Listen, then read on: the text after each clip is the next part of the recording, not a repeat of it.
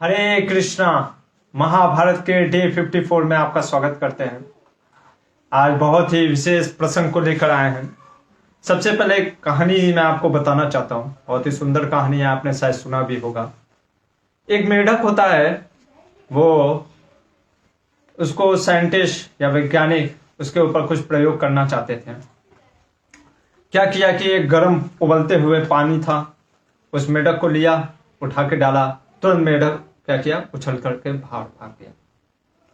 अभी क्या किया, मेढक को एक ठंडे पानी में रखा और ऊपर से लिड खुला हुआ था ताकि मेढक भाग सके। और धीरे धीरे उस पानी को टेम्परेचर को बढ़ाया गया, गर्म करते कर।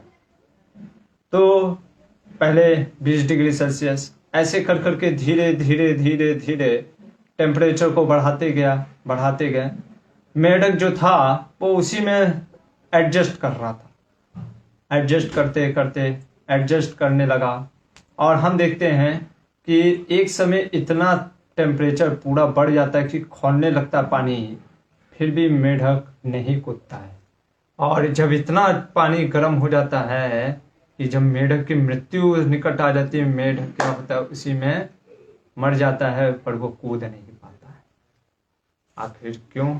इसके बहुत से लोगों ने टिप्पणी दिए हैं, टीकाएं दी हैं, पर हम आज उसी कहानी को लेकर के महाभारत के विशेष पर्व में, प्रसंग में एंट्री करते हैं। और आज का देखेंगे वसुधैव कुटुंबकम, विदुर जी की अंतिम यात्रा, कुंती क्या अपने पाप के कारण अग्नि में भस्म हुई थी, व्यास देव का वो अद्भुत कार्य, और सास और बहू के अच्छे संबंध, सास और बहू के अच्छे संबंध। हाँ, ये महाभारत में ही आपको देखने को मिला।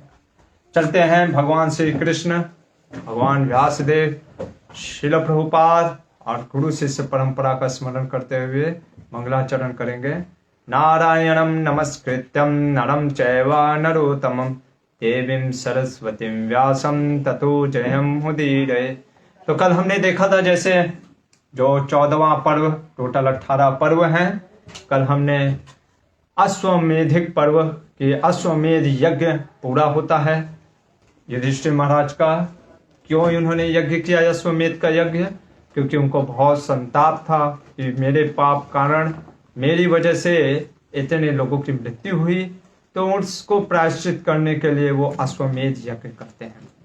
और अश्वमेध यज्ञ का संपन्न होने के बाद आज हम जो पर्व स्टार्ट कर रहे हैं उसका नाम है आश्रम वार्षिक पर्व। ये आश्रम वार्षिक पर्व है, ये आपका 15वां पर्व है महाभारत का, ये 15वां पर्व आश्रम वार्षिक पर्व। चलते हैं, आप देखते हैं इसमें विचित्र विचित्र कथाएं कि आखिर क्या है इसमें आश्रम वार्षिक पर्व में।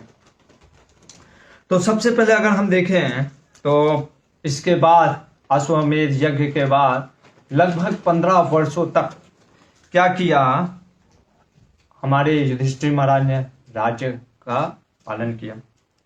उसके बाद लिखा है यहाँ पे सर्व कार्याणि चक्रिरे, ठीक है। धृतराष्ट्र भी सभी कार्य किया करते थे, जो भी, और सारे जो पत्नी उनकी गांधारी का और धृतराष्ट्र का, युधिष्ठिर, सारे पांडव और उनकी पत्नियां द्रौपदी, कुंती, और अगर हम देखें सुभद्रा, सारे लोग उनका अच्छे से देखभाल करते थे। कल किसी ने प्रश्न किया, प्रभु जी ऐसा कैसे होता था कि द्रौपदी, सुभद्रा एक साथ रह लेती थी और कोई लड़ाई नहीं, कोई झगड़ा नहीं? तो यह है महाभारत जो कि आध्यात्मिक हमको सिखाता है। तो हम सबसे पहले ये लेते हैं वसुधैव कुटुंबकम को ही चीज। जैसे अधिकतर लोग आज प्रश्न उठा रहे हैं हमारे धर्म के ऊपर कि हमारा धर्म कभी किसी को चैन से जीने नहीं देता था, ठीक है ना, हमेशा लड़ाई, महाभारत जैसा युद्ध, रामायण जैसा युद्ध कराया। पर वास्तव में हम देखें तो महाभारत में जैसे हम पाते हैं कि जब द्रौपदी को पता चलता है कि अर्जुन ने सुभद्रा के साथ विवाह किया है, तो वो सुभद्रा को लेकर के आते वक्त संकोच कर रहा होता कि द्रौपदी को कैसे मनाऊंगा। पर हम देखते हैं कि सुभद्रा जब एक ग्वालन के ड्रेस में द्रौपदी से मिलती है, तो द्रौपदी क्या करती है, उसको अपनाती है और उसको स्मरण होता है कि ये तो कृष्ण की बहन है। उसी तरीके से अगर हम कुंती महारानी के जीवन में भी देखें तो कुंती महारानी के 3 अपने पुत्र थे और 2 उसके मादरी के पुत्र थे, लेकिन कुंती महारानी ने कभी भी इन 5 के बीच में अंतर या भेदभाव नहीं किया। ऐसा कैसे हो सकता है कि कोई भेदभाव नहीं, ऐसा कैसे हो सकता है कि कोई अफेक्शन डिवाइडेड नहीं। आज बल्कि हम समाज में ऐसा देखते हैं, जैसे मैंने कल भी बताया, साइकोलॉजिकली आजकल बच्चे भी ऐसा होते हैं। छोटे बच्चों से भी पूछो कि तुमको क्या भाई और बहन चाहिए, तो वो कहते नहीं चाहिए। क्यों? क्योंकि उनको डर लगता है कि मेरा जो प्रेम है माता पिता का वो बट जाएगा। ठीक है, तो आज भले बच्चों के पास हम देखते हैं बहुत अनरिसोर्सेस रहते हैं, बहुत ज्यादा फिजिकल रिसोर्सेस, लेकिन वो मेंटल एबिलिटीज, जो सोचने की शक्ति, वो शायद बच्चों में अभी कम होती जा रही है। वो सोचने की शक्ति, भले हम उनको बहुत से रिसोर्सेज प्रोवाइड कर रहे हैं, पर एक जो फिजिकल रिसोर्सेज के साथ साथ जो मेंटल एबिलिटीज होती है वो बच्चे नहीं सीख पा रहे समहाउ अदर। तो हम यहाँ पे देखते हैं कि ये जो द्रौपदी और सुभद्रा थी, द्रौपदी च सुभद्रा च याशान्य पांडव स्त्रिया, कि द्रौपदी और सुभद्रा दोनों साथ में मिलकर के अपनी जो कुंती महारानी, गांधारी और धृतराष्ट्र की सेवा कर रहे हैं। समहाउ अदर हमको कई बार लगता है कि अरे साथ में आने से कन्फ्लिक्ट होगा, ठीक है, कि मतभेद होंगे, लेकिन कन्फ्लिक्ट, जो मतभेद होते हैं, वो साथ में आने से नहीं होता।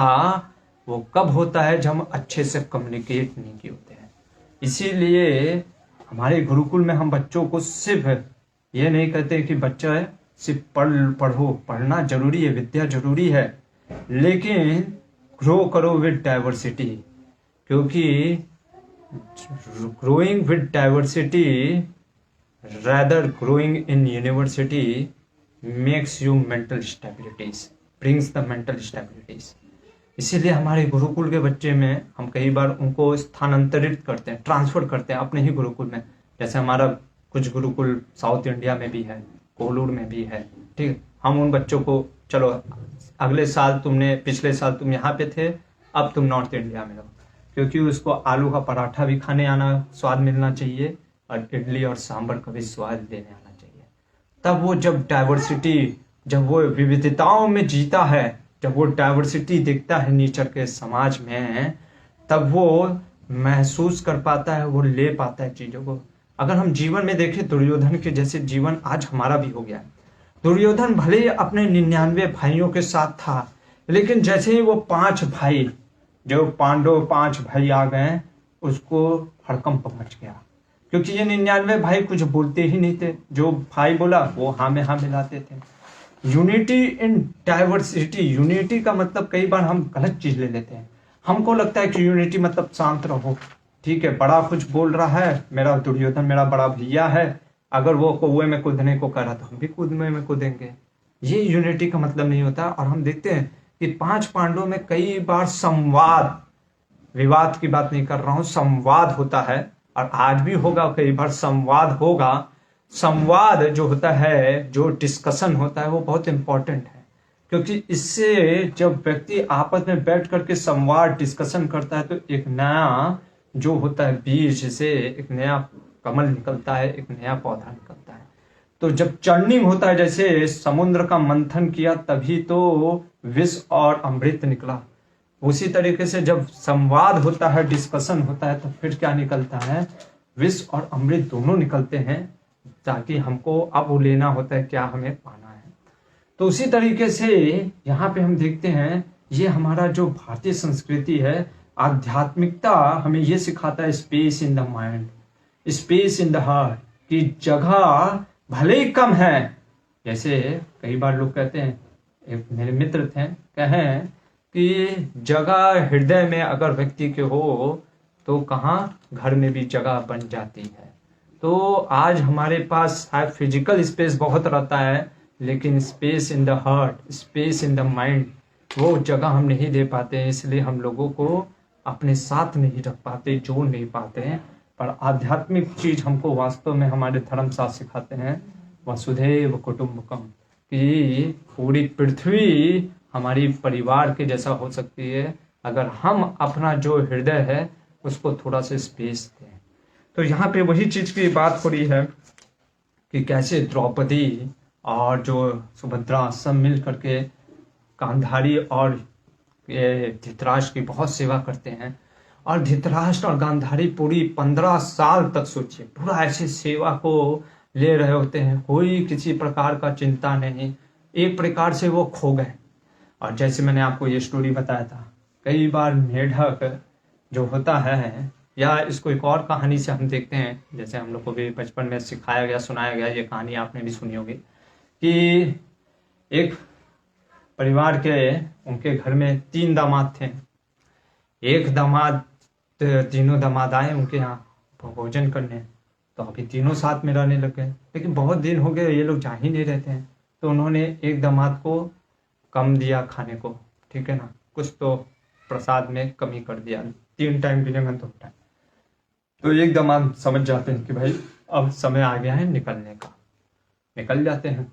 दूसरे दामाद होते हैं, वो जब एक और टाइम प्रसाद बंद हुआ तो वो निकल जाते हैं। पर ये तीसरे दामाद जमे रहते हैं, वो तो निकलते ही नहीं है।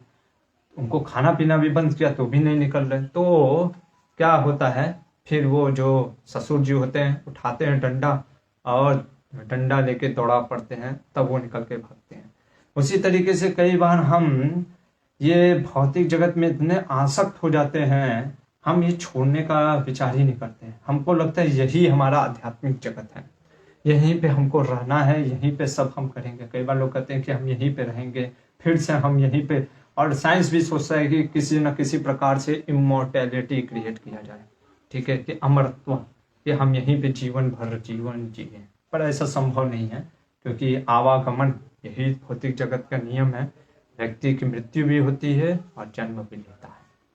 तो उसी प्रकार से ये देखिए, भीम के चरित्र को समझने के लिए आचार्यों की टीकाएं चाहिए। नहीं तो अभी जो मैं बोलने वाला हूँ भीम के जो बोलते हैं, तो आपको लगेगा अरे भीम अपने बड़े पिता को ऐसे कैसे बोल सकते हैं। क्या बोलते हैं वो अपने बड़े पिता को? अंधस्य निपते पुत्रा मया परिघ्य बाहुनाम नीतालोकमसुं सर्वे नाना शस्त्रास्त्र योधिना। कहते हैं ये अंधे, जो अंधा, जो मेरे पितामह, जो पिता हैं धृतराष्ट्र, उनको क्या करे, अंधा, कि ये अंधे के पुत्रों को मैंने अपने किससे, बल से, अपने इन दोनों भुजाओं से पकड़ के ऐसे मारा सारे इनके पुत्रों को, ठीक है, किसको सुनाते हुए। ऐसे कई बार नहीं, हम किसी को सुनाते वक्त जानबूझ कैसे बोलते हैं कि हाँ वो सुन ले, तो उसी तरीके से ये नकुल सहदेव बैठे हुए थे, और कुछ राज कर्मचारी तो कह रहे थे मैंने अपने इन्हीं दोनों भुजाओं से पीटा था, मारा था, किसको, इनके पुत्रों को। अभी आप कहोगे अरे भीम ऐसा कैसे बोल सकते हैं, इतना क्या उनको अहंकार है, या और वो भी सुना करके बोल रहे हैं अपने पिता को, जिनका सब सम्मान कर रहे हैं भीम। और आगे क्या बोलते हैं, कहते हैं देखो ये मेरे दोनों भुजाएं, इन बाहुदंड के बीच में पकड़कर मैंने धृतराष्ट्र को पीस दिया। मतलब ऐसे नहीं कहते हम पीस दिए, चक्की के आटा की तरफ पीस दिए, तो वैसे मैंने पीस दिया। यहाँ पे अगर हम देखें तो हमें समझ में नहीं आएगा, क्योंकि व्यासदेव ने शुरुआत में ही बोला 8800 ऐसे मैंने श्लोक बोले हैं जिनके रहस्य को समझने के लिए अहम वेति सुको वेति संजय वेदी या ना वेदी। संजय को भी पता है कि नहीं पता, सिर्फ मेरे को और सुखदेव गोस्वामी को पता है। और ऐसे श्रील व्यास देव की कृपा प्राप्त किए थे मध्वाचार्य जी ने, और उन्हीं मध्वाचार्य जी के महाभारत तात्पर्य निर्णय से मैं आपको बताता हूँ कि क्या बोलते हैं मध्वाचार्य जी, कि जब भीम इस प्रकार से बोलते हैं तो भीम जो है वो महाभागवत भक्त है। महाभागवत मतलब कि भागवत, जैसे भागवत धर्म होता है वैसे ही भागवत भक्त भी होता है, जो भगवान का बहुत बड़ा भक्त है। भीम जी को लगा ये अपना जीवन ऐसे ही क्या बोलते भोग आसक्ति में रह करके अपना जीवन निकाल रहे हैं। कौन? धृतराष्ट्र और गांधारी इतने तपस्वी हैं, अरे इतना जीवन भर पाप किए हैं, अब जब समय आ गया है तो भी ये क्या कर रहे हैं, इसी में अपना जीवन व्यतीत कर रहे हैं। संसारिक जीवन में, जबकि अब समय आ गया इनको तपस्या करना चाहिए है। जैसे हमारे शास्त्र भी कहते हैं कि ब्रह्मचर्य के बाद गृहस्थ, गृहस्थ के बाद वानप्रस्थ होना चाहिए। जैसे हमारे यहाँ गिनती भी है, देखिए 50 के बाद क्या बोलते हैं, 51, 52, 53, तो 51 वन की तरफ चलो, 52 वन की तरफ जाओ। देखो यहाँ पे गिनती में भी वानप्रस्थ छिपा है। तो उस प्रकार से भीम को बोलते हैं, जो कि भागवत हैं, वो कहते हैं कि वो इसलिए सुना के बोल रहे हैं कि कई बार जो होता है ना, व्यक्ति के अंदर वैराग्य उत्पन्न करने के लिए, एक प्रकार की डिटैचमेंट उत्पन्न करने के लिए उसको कठोर कठोर शब्द बोलने पड़ते हैं, तब जा करके वो अनासक्त होता है, नहीं तो बहुत मुश्किल हो जाता है। तो इस प्रकार से जब भीम उनको सुना करके धृतराष्ट्र को बोलते हैं कि अरे अंधस्य के पुत्र, अंधे के पुत्र को मैंने ऐसे दबा करके मारा था इन्हीं दोनों भुजाओं से, ये सुन करके धृतराष्ट्र को बहुत दुख होता है। और गांधारी सर्वधर्मज्ञा तान्यली कानि शुश्रूषुवे, जो गांधारी है, बुद्धिमती तपस्वी गांधारी ने भी इस चीज को सुना, कठोर वचनों को सुना। और तथा 15 वर्षे समतीते नराधिप राजा निर्वेद दमापेदे भीम वाग बाण पंडिता, कि भीम के जो वाग बाण से पीड़ित होने के कारण जो धृतराष्ट्र पिछले 15 वर्षों तक हस्तिनापुर में वहीं पे रह रहे थे कि इनके यहाँ, उस पांडु पुत्रों के यहाँ, तो उनको एक वैराग्य उत्पन्न हो जाता है, जो कि वही भीम चाहता था। इसीलिए आप किसी को जज मत करो। खास करके मैं कहता हूँ, कभी ऐसे आचार्यों, साधु संतों के वाणी को इस तरीके से सिर्फ जज मत करिए कि अरे उन्होंने ऐसे बोला, ऐसे कैसे बोल सकते हैं। उनकी वाणी के पीछे बहुत ही गुह्यम रहस्य होता है। अब इन चीज को आप ऐसे पढ़ोगे और निकल जाओगे तो आपके मन में देखने लगेगा क्या भीम कितना दुष्ट है। दुष्टता नहीं है। कई वजह से माँ बच्चे को बहुत मारती है। क्यों मारती है? या तो बच्चे ने कुछ गलत किया क्या, माँ का कई बार माँ गुस्से में बोल भी देती है। क्या बोलती है? अरे मर जाए, इससे अच्छा था। तो क्या बच्चा को माँ चाहती है कि बच्चा मर जाए? नहीं, वो कई बार बच्चे को इसलिए उलाहना देती है, डांटती है उसके भले के लिए। शायद बच्चा पढ़ता नहीं है या स्कूल जाने का नखरा करता है। तो उसी प्रकार से यहाँ पे भीम ने जो धृतराष्ट्र को बोला कि अरे कितना सालों तक आप यहाँ पे रहोगे, अब तो निकलो, अब तो जाओ, कहाँ जाओ, भगवान की कुछ तो समस्या तपस्या करो। देखो कई बार लोग कहते हैं ना कि अरे भक्ति बुढ़ापे का चीज है, अभी क्या करना, अभी तो हम अभी जवान हैं, अभी हमको तो मौज मस्ती करना है। ठीक है, ऐसे लोग बोलते हैं, कहते हैं हम तो अभी। तो एक बार, ये सच्ची घटना है, एक हमारे प्रभु जी हैं, हमारे मित्र भी हैं, तो वो बता रहे होते हैं कि जब वो गए थे अपने घर, तो जो उनके साथ गए थे एक प्रभु जी, तो उनके पिताजी ने कहा कि अरे हमारा बच्चे को क्या है सब भक्ति में अभी लगा रहे हैं। भक्ति अभी करने का चीज है, बुढ़ापा में करना चाहिए। अभी तो जाने दीजिए, खाएगा पिएगा मौज करेगा, और क्या एंजॉयमेंट करो, खाओ पियो मौज करो। ये सब भक्ति क्या चीज है, बाद में करेगा। तो वो प्रभु जी ने बोला अच्छा आपकी उम्र कितनी हो गई? तो कहा हमारी तो उम्र हो गई है 55। तो आपको क्या लगता है आप बूढ़े हो गए? तो कहा हाँ हम तो अभी थोड़ा सा, अब तो हमारा सब जिम्मेदारी खत्म हो गया है, हमारी बेटिया का शादी हो गया है, अब बस हमारा यही बच्चा है, इसका तो बस लग जाएगा, बस हो गया, हमारा क्या जिम्मेदारी है। तो कहा आपकी जिम्मेदारी खत्म हो गई, ठीक है, तो एक काम करिए, आपके बच्चे को हम रख देते हैं और आपको हम लेके चलते हैं, चलिएगा आप। तो कहा अरे ऐसा आप क्या बात कर रहे हैं, हम कहाँ चल पाएंगे? अरे नहीं हमें बहुत है, ये चीज है, जिम्मेदारी है, वो है, नहीं। तो वो अपनी पत्नी से पूछने लगे कि अरे सुनती हो, ये कह रहे हैं कि इसको रख के हमको लेके जाना चाहते हैं। कहते हैं अरे नहीं रहने दीजिए, उसी को लेके जाने दीजिए।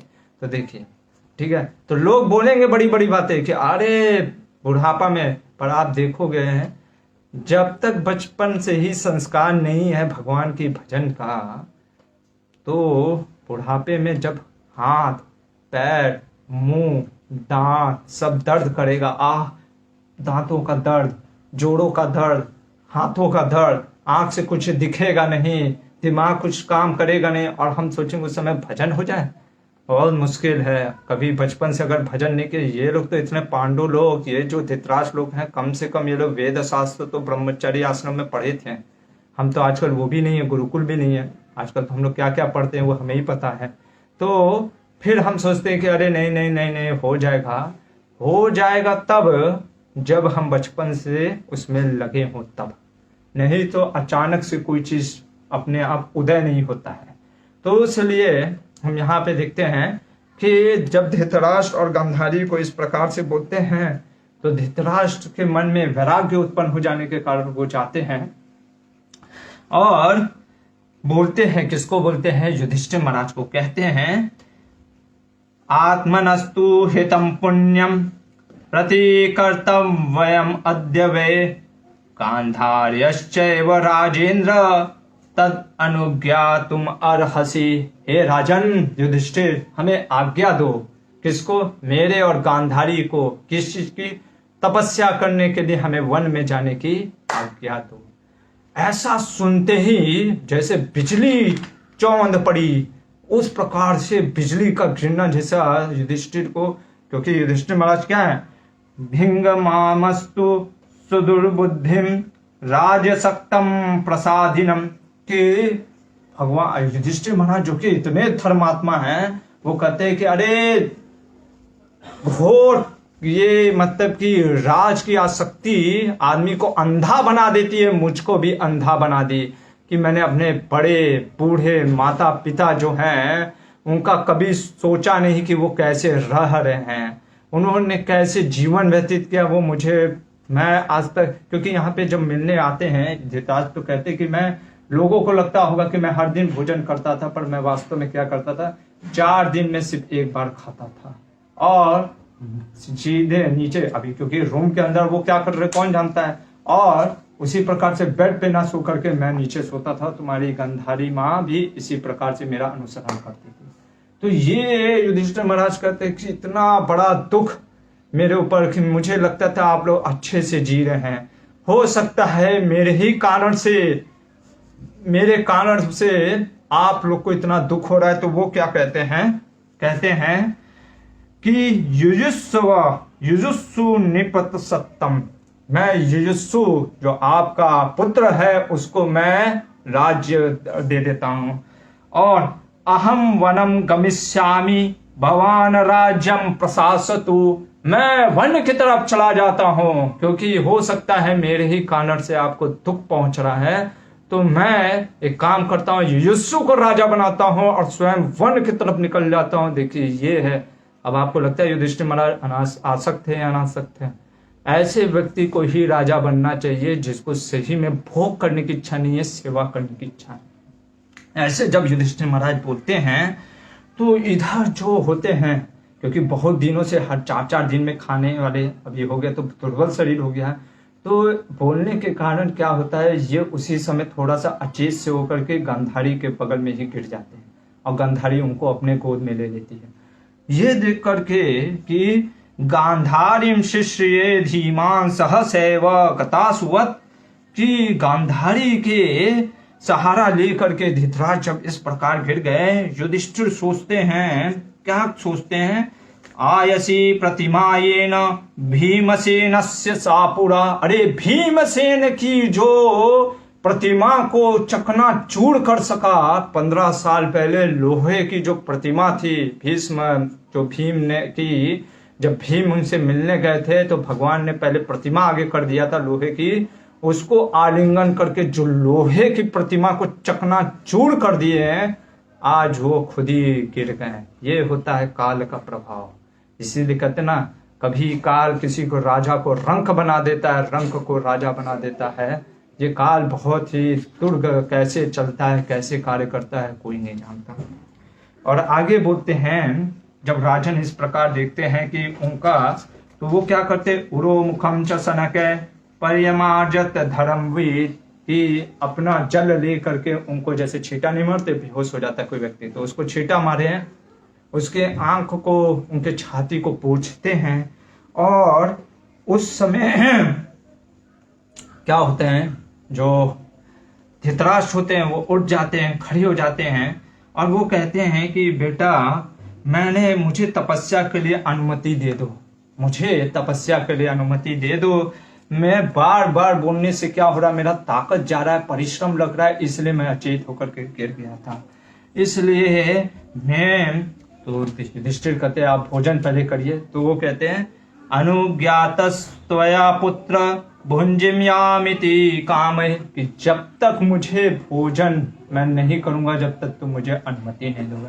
और जब इस प्रकार से चर्चा हो रही होती है, जो इतिहासकारों के इतिहासकार ऐसे आज देखेंगे श्रील व्यासदेव वहीं पर प्रकट हो जाते हैं। व्यासदेव हम देखते हैं एक प्रकार से न्यूट्रल भी हैं, लेकिन ऐसे न्यूट्रल नहीं किसी मूर्ख दर्शक बने हुए हैं। वो बार बार हम देखते हैं कि महाभारत के प्रसंगों में वो खुद आते हैं और उन चीज का निवारण करते हैं जब लगता है कि बहुत ही नहीं हो पा रहा है सॉल्यूशन। तो उसी प्रकार से वो धृतराष्ट्र और जब युधिष्ठिर इस प्रकार से आपस में वार्ता कर रहे होते हैं, वहां पे व्यासदेव आगमन होता है।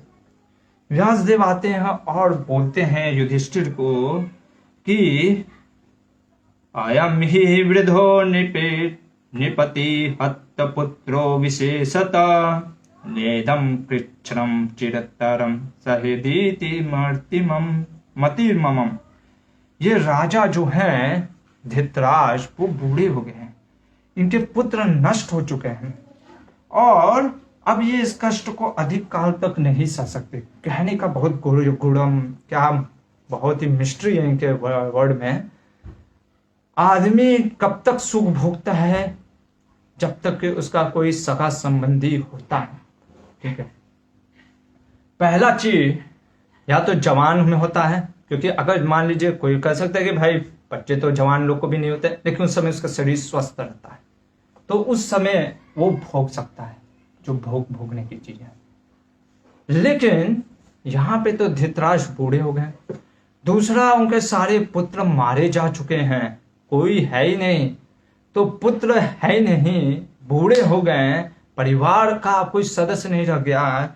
इसलिए अब ये अधिक समय तक अब कब इनकी मृत्यु आ जाएगी कोई नहीं जानता, इसलिए ज्यादा कष्ट नहीं सह सकते। किस प्रकार का कष्ट? यहाँ पे रहने का कष्ट। आप कहेंगे यहाँ पे रहने का कैसे कष्ट हो सकता है? होता है। कैसा कष्ट?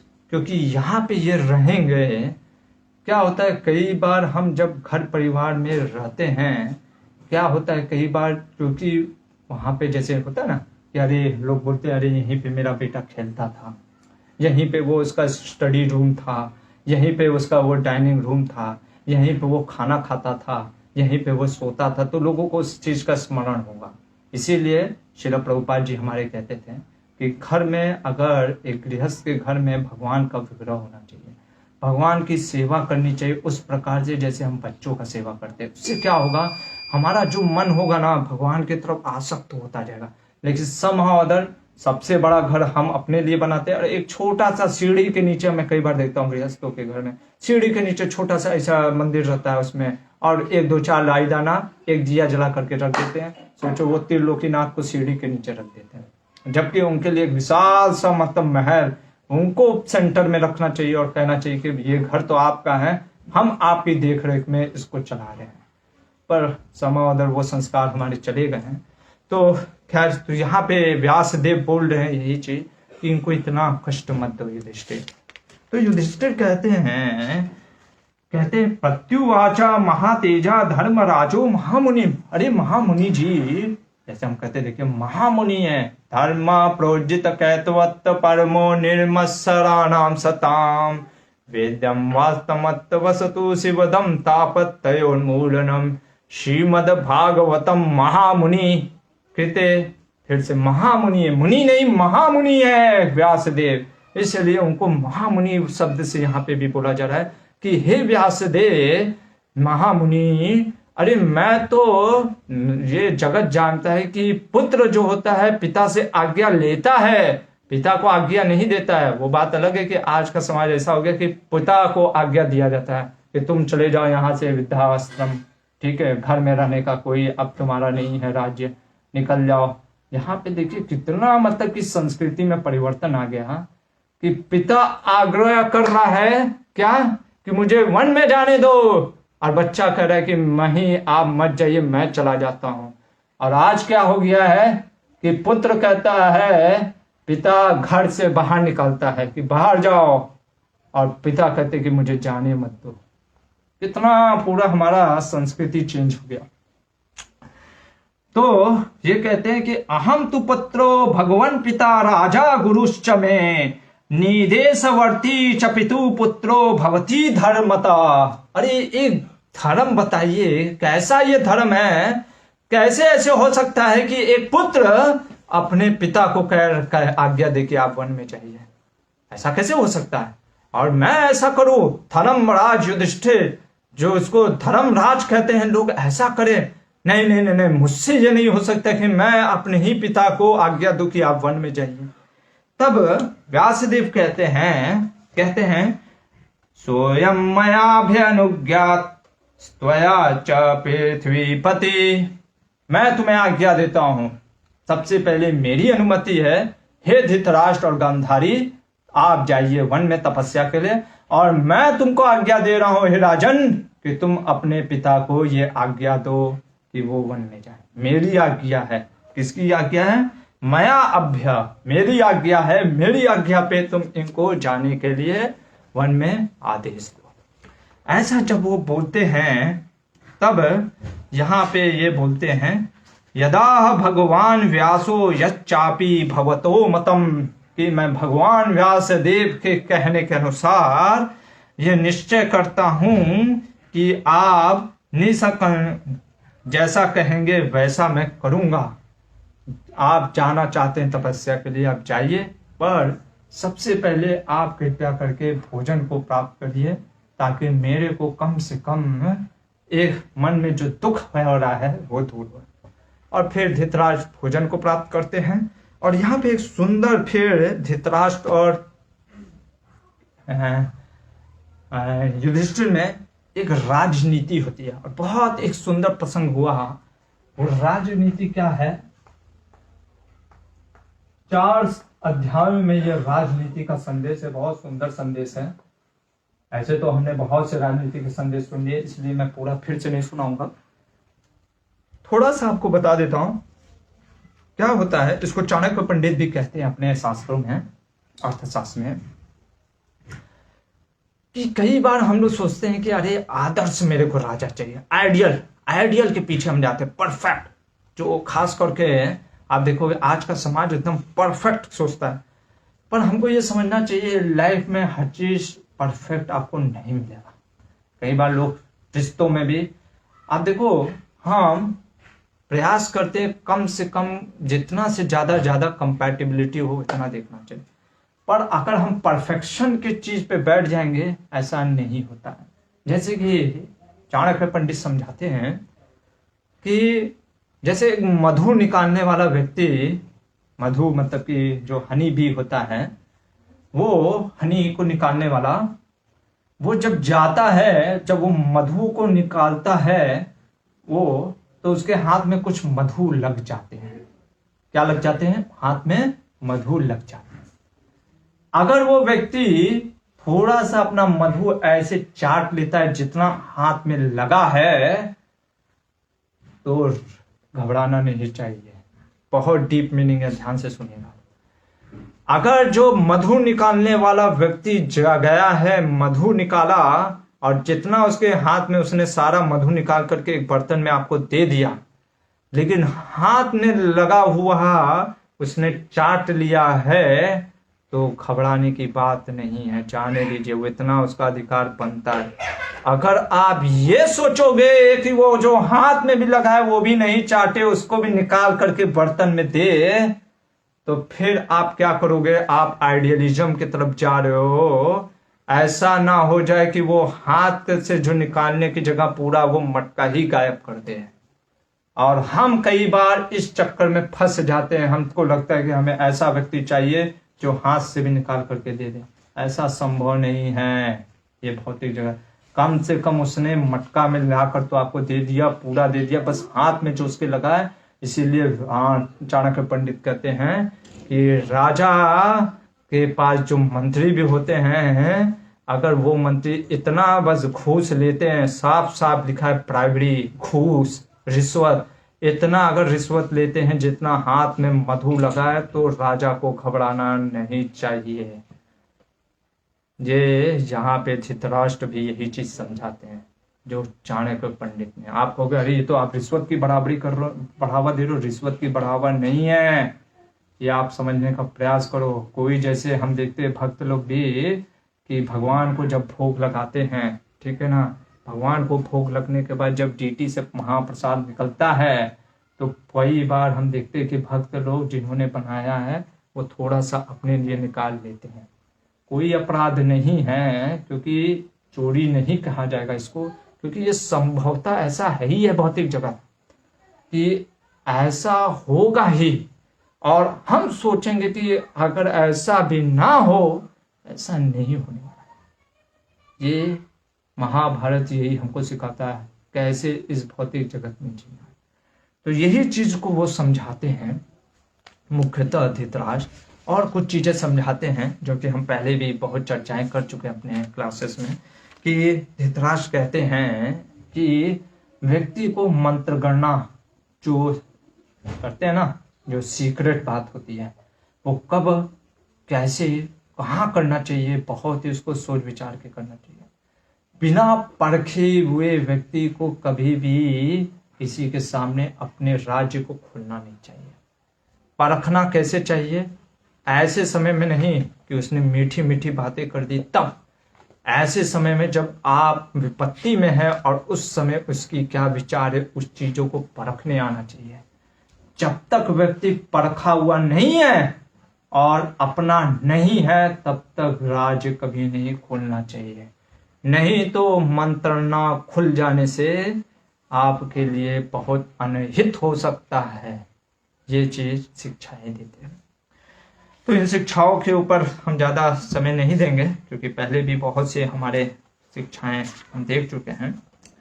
तो फिर इसके बाद जब बात हो रहा होता है इस तरीके से, तो गांधारी पूछती है कि अभी हमको लगभग हो गए 10 दिन और, ठीक है, हम लोग इस तरीके से चर्चा करते हुए, ठीक है, अभी हम कब निकलेंगे? क्योंकि गांधारी को लगता है कहीं फिर से आसक्त तो नहीं ना हो गया यहाँ पे रहने का। तब वो धृतराष्ट्र कहते नहीं है, मैं 1-2 दिन में अब निकलूंगा। और वो प्रजाजनों को भी बुलाया जाता है और वो प्रजाओं के सामने हाथ जोड़ करके कहते हैं कि मेरे और मेरे पुत्रों के वजह से जो भी आपको कष्ट हुआ है, क्योंकि हुआ स्वाभाविक है, दुर्योधन तो इतना दुष्ट था, तो उन सब लोगों चीजों को आप क्षमा कर दीजिए, माफ कर दीजिए, जो भी हमारे और हमारे पुत्रों की वजह से आप सभी को कष्ट झेलना पड़ा। तो उन प्रजाओं के जो प्रतिनिधित्व ब्राह्मण, देखो सांब करके ब्राह्मण है, क्या बोलते हैं यहाँ पे, वो कहते हैं कि आप देखो ये जो चीज वो बोलने जा रहे हैं, इस चीज को हमें समझना होगा। जैसे यहाँ पे ये जो चीज कहेंगे, ये देश और काल और पात्र के अनुसार कहा जा रहा है। इस चीज को निकाल करके हम ये इसको पूरा तरीके से बोल नहीं सकते। यही तथ्य है, प्रिंसिपल है। क्या बोलते हैं ये शाम? कहते कि आप घबराइए नहीं, ना तो आपने कुछ गलत किया, ना तो आपके पुत्रों ने कुछ गलत किया, ना तो युधिष्ठिर लोगों ने कुछ गलत किया। आप इन सभी चीजों को भूल करके क्या करिए, देव, ये मानिए कि हर कुछ दैव का, दैव कहने का मतलब भाग्य। आप कहोगे ये चीज आप हम नहीं लागू कर सकते हैं, ये हमको समझना पड़ेगा। किसको बोला जा रहा है? धृतराष्ट्र को, जो बहुत स्वयं अभी प्रायश्चित कर रहे, पीड़ित हो रहे हैं और तपस्या के लिए जा रहे हैं, तब उनको बोला जा रहा है। हम ऐसा नहीं कर सकते हैं कि हम गलत कर दें, हम चोरी कर लें और कहें अरे ये तो भगवान की सब लीला थी, हमने चोरी कर लिया। या हम किसी का खून कर दें, अरे वो तो खून करना तुम्हारा मरना लिखा था, हमको तो भगवान ने सिर्फ उपकरण बनाया है। ऐसे नहीं होगा। अगर आप बोलोगे तो गवर्नमेंट आपको, जज जो है, फांसी पे चढ़ा देगा और कहेगा हाँ ये भी है कि भगवान ने मुझे बोला है तुम्हें फांसी पे चढ़ाने का। तो इसलिए ये कहाँ बोला जा रहा है कि ये दैव की कृपा है, ये सब दैव इसके कारण हुआ है जब धृतराष्ट्र खुद ही प्रायश्चित करने के लिए, तपस्या के लिए वन में जा रहे हैं। इस प्रकार से जब वो क्षमा याचना कर लेते हैं तब फिर वो धृतराष्ट्र विदुर को बुला के कहते हैं कि विदुर जी, मेरी एक इच्छा है कि मैं अपने जो भी मर गए हैं, जैसे मेरे पुत्र हैं, मेरे पौत्र हैं, सोमदत्त हैं, बहलीक मेरे चाचा थे, उन सभी की जिनकी मृत्यु हो गई, अलग अलग सेनाएं जो हमारे कारण से मर गए हैं, उन सब के लिए मैं श्राद्ध करना चाहता हूँ, मतलब दान दक्षिणा देना चाहता हूँ। कृपया करके आप युधिष्ठिर से मेरा ये निवेदन पहुंचाइए कि मैं क्या कुछ धन मिल सकता है। जब विदुर इस प्रकार से जाते हैं वहां पे युधिष्ठिर के पास और बोलते हैं कि आपके पिता धृतराष्ट्र ने ये कहा है कि उन्हें कुछ धन की आवश्यकता है श्राद्ध करने के लिए। तो युधिष्ठिर कहते हैं कि अरे इसमें पूछने की क्या बात है, सारा धन उन्हीं का है। और विदुर के कहने पे और धृतराष्ट्र को सारा धन देते हैं, पूरा अपना राजकोष देते हैं। जिसको 100 देना था उसको 1000 देते हैं, क्योंकि उनको लगता है कि युधिष्ठिर को धृतराष्ट्र शायद संकोच से नहीं दे रहे हैं कि अरे युधिष्ठिर ये ना सोचे कि कम, तो इसलिए जहाँ धृतराष्ट्र कहते थे इसको 100 दो तो युधिष्ठिर उसको 1000 देते थे, जिसको 1000 कहते थे उसको 10,000 देते थे। इस प्रकार से वो पूरा अपना राज्य को ब्राह्मणों और लोगों को बांट देते हैं। जब इस प्रकार से हो जाता है, सब सारा व्यवस्था हो जाता है, तो एक उचित दिन निकल करके, जो कि कार्तिक की पूर्णिमा है, क्या लिखा है, कार्तिक्याम कार्यवेष्टिम ब्राह्मणे वेद पार गए, कि कार्तिक पूर्णिमा जो आने वाली 21 तारीख को कार्तिक पूर्णिमा है, उस दिन कार्तिक पूर्णिमा के ही दिन ये ब्राह्मणों से घिरे हुए आगे करते हुए, ब्राह्मणों को आगे करते हुए गांधारी और जो ये हैं धृतराष्ट्र, संजय, विदुर और सभी लोग चल रहे हैं। क्योंकि सभी लोग, जैसे यहाँ पे हम देखते हैं युधिष्ठिर भी हैं, फिर 5 पांडव हैं, फिर पत्नियां हैं, सारे लोग एक एक करके साथ साथ उनके साथ चलते रहते हैं। और यहाँ पे हम देखते हैं जब वो लोग एक निश्चित जगह पे पहुंच जाते हैं तो धृतराष्ट्र तभी पूर्ववासियों, मतलब कि हस्तिनापुर वालों को कहते हैं कि अब आप वापस लौट जाइए, और सभी फिर आग्रह लेकर के वापस लौटने लगते हैं। इधर धृतराष्ट्र कहते हैं अब तुम भी वापस लौटो युधिष्ठिर को। और युधिष्ठिर क्या देखता है, धृतराष्ट्र को संभाले हुए एक तरफ संजय, एक तरफ विदुर, और गांधारी को माँ कुंती संभाली। कुंती माँ भी आगे बढ़ती चली गई। ये देख करके युधिष्ठिर एकदम, जैसे अभी तो एक बिजली गिरा था, दूसरा बिजली गिर गया कि माँ भी निकल रही है। वो कहते हैं कि आपने ऐसा कैसे कर लिया माते, आपको तो यहाँ पे रहने का अधिकार है, अगर आप चली जाएंगी तो फिर हम लोग का कौन देखभाल करना। और यहाँ पे बहुत ही सुंदर वचन है, सुनने वाला वचन है, ये बार बार बोला जाएगा। क्या बोलती है कुंती, द्रौपद्याश्च प्रिये नित्यम स्थात मेरी कर्षणा, मेरा उन लोगों से प्रसंग है, कृपया करके थोड़ा सा महाभारत को हमको पढ़ना चाहिए। क्योंकि अगर हम महाभारत को पढ़ेंगे, कम से कम हमारे रिश्ते जरूर सुधर जाएंगे, और कम से कम सास बहू के रिश्ते तो मैं गारंटी दे रहा हूँ सुधरेगा। क्या बोलती है देखिए, कौन बोल रही है, कुंती बोल रही है, हे युधिष्ठिर, मेरी कुल दुर्गता, मेरी जो गुरुकुल की मान है, कौन है, द्रौपदी भी सदा प्रिय करते, मेरी बहू द्रौपदी का भी सदा प्रिय करते रहना। हम क्या बोलते हैं, जैसे आप देखोगे माएँ अधिकतर क्या बोलती है, कहती हैं, जो बहुएं होती हैं उनको कहती हैं कि मेरे पुत्र का ध्यान रखना। कुंती क्या कह रही है, अपने पुत्र को बोल रही है कि मेरी बहू का ध्यान रखना।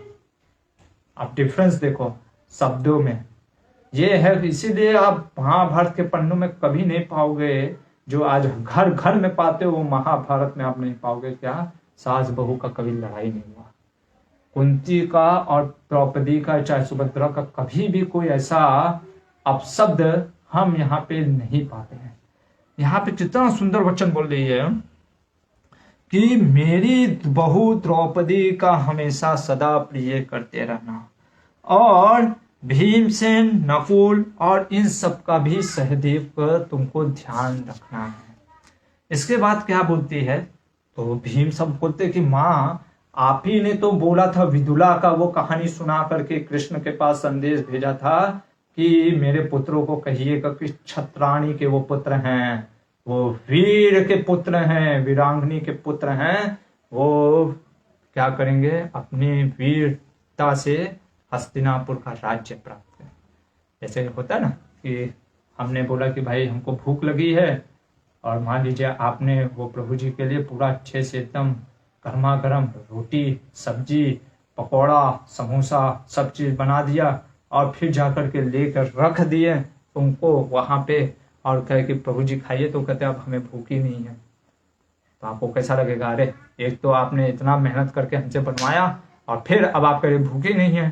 तो फिर वैसे तो कुंती क्या कहती है, यहाँ पे सुनने वाला वचन है, विदुलाया वचोभिस्त्वं नास्मान सत्यक्तुम अर्हसि, कि मैंने जो विदुला के वचनों के द्वारा तुमको वो सुनाया था, क्योंकि मैं चाहती थी तुम क्षत्रिय धर्म का पालन करो, कि मैंने तुमसे ये सारा भोजन क्यों बनवाया, ताकि तुम ये राधा रमन जी को भोग लगाओ, और भोग लगाने के बाद राधा रमन जी जब प्राप्त कर ले तब आप ही लोग प्रसाद के रूप में प्राप्त कर लो।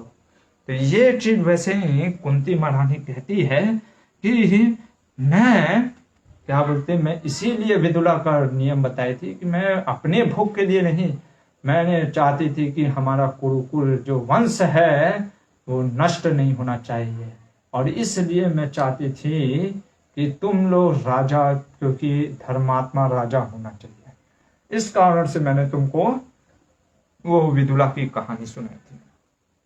और जब द्रौपदी, देखिए अभी तो बहू सास का हमने देखा है, द्रौपदी का हाथ देखिए, द्रौपदी चान्वयाक्षम वंश्रु विश्वन वदना तदा वनवासाय गच्छन्तिम रुदते भद्रया सह। सास को इस प्रकार वनवास के लिए जाती देख द्रौपदी के मुख पर हर्ष नहीं हुआ, विषाद छा गया। आज क्या होता है, सास जाती है घर से, हा कितना बोझ हल्का हो गया, क्यों नहीं जा रहे थे सास, तुम कब जाओगे, ऐसे ऐसे हम सोचते हैं, अरे कब तक है यहाँ पे, कितना दिन, माँ जी आप कब तक हैं, 4 दिन है, ओहो आप जल्दी क्यों नहीं जा रही हैं। तो इस प्रकार का, और यहाँ पे हम देखते द्रौपदी कुंती को जाते वक्त देख करके ऐसे विषाद हो गया, रोने लग जाती है, और साफ साफ लिखा है सुभद्रा के साथ क्या रोती हुई स्वयं भी कुंती के पीछे, कच्छन्ति रुदंती भद्रयास, कि द्रौपदी ही नहीं सुभद्रा भी अपनी माँ के जैसे, सास माँ के जैसे, सास उसकी माँ है जो कुंती, उसके पीछे पीछे चलने लगती है, इतना प्रेम है। और हम कहते हैं महाभारत मत पढ़ो, लड़ाई होता है, ठीक है, नहीं पढ़ रहे हैं इसीलिए लड़ाई हो रहा है, पढ़ लिए होते तो शायद पता चलता है कि कैसे बोलना है, ठीक है। यहाँ पे जब इस प्रकार से होता है, और कुंती और चीज बोलती है जो बच्चों को अपने, कहती है कि तुम लोग जब वो समय क्या हो गया था, कई बार हम लोग शिथिल हो जाते हैं, मतलब कि हैबिचुअल हो जाते हैं। आप देखोगे इसीलिए भगवान एक शब्द बोलते गीता में, तो खाल्यम अशाश्वतम, तो खाल्यम अशाश्वतम, जो दुख भी है वो क्या है, शाश्वत नहीं है। मतलब कहने का मतलब है, बहुत गहरा मतलब है इसका, कि दुख भी नए नए प्रकार से आता है इस भौतिक जगत में। क्यों, सिंपल सा चीज है, जैसे अभी हमारे दोनों हाथ है, दोनों पैर है, भगवान न करे हमारा कभी हाथ चला जाए, ठीक है, तो क्या होगा, हमें बहुत दुख होगा, अरे इस हाथ से हम कितना कुछ कर सकते थे, भगवान के लिए भोग बना सकते थे, भगवान के लिए क्या कर सकते थे, उनके लिए कुछ लिख सकते थे, ठीक है, इस प्रकार से हम सोचते हैं। लेकिन आप सोचिए उन लोगों का भी जिनके हाथ नहीं है, अभी वो क्या जी नहीं रहे हैं, लेकिन वो आदत सा हो गया उनको बिना हाथ के रहने का, तो अब उनको फर्क नहीं पड़ता है। ठीक है, उसी तरीके से कई बार व्यक्ति जिस मुसीबत स्थिति में पड़ा रहता है या जहां पड़ा रहता है वहां पे शिथिल हो जाता है, चेंजेस कोई नहीं चाहता है। जैसे सिंपल से यहाँ पे अगर कोई व्यक्ति बैठा है, उसको उठा करके कहो कि प्रभु इधर से उठ करके उधर बैठो, उसको थोड़ा सा मतलब कि एक अनकंफर्टेबल महसूस होगा। अरे यहाँ से उठ करके वहां क्यों बैठना है, सोचिए यहाँ से उठ करके वहां बैठने के लिए भी उसको अनकंफर्टेबल हो रहा है। तो उसी प्रकार से कुंती कह रही कि तुम लोग शिथिल हो गए थे। क्या हो गए थे? तुम लोग जब वन में रहने का आदत हो गया था, और चूंकि मुझे लग रहा ऐसा था कि कहीं तुम लोग वनवासी ना हो जाओ, इसलिए मैं चाहती थी कि तुम लोग वन में ना रह करके अपने क्षत्रिय धर्म का पालन करो। और कहती है कि द्यूता परहित राज्यानम, कि तुम्हारा जो द्यूत में राज्य हड़प लिया गया था, मैं चाहती थी उन राज्य को तुम पुनः प्राप्त कर लो। और सबसे सुंदर चीज यहाँ पे बोलती है, कहती है वृथा सभा तले क्लिष्टा मां भुदिति च तत्कृतम।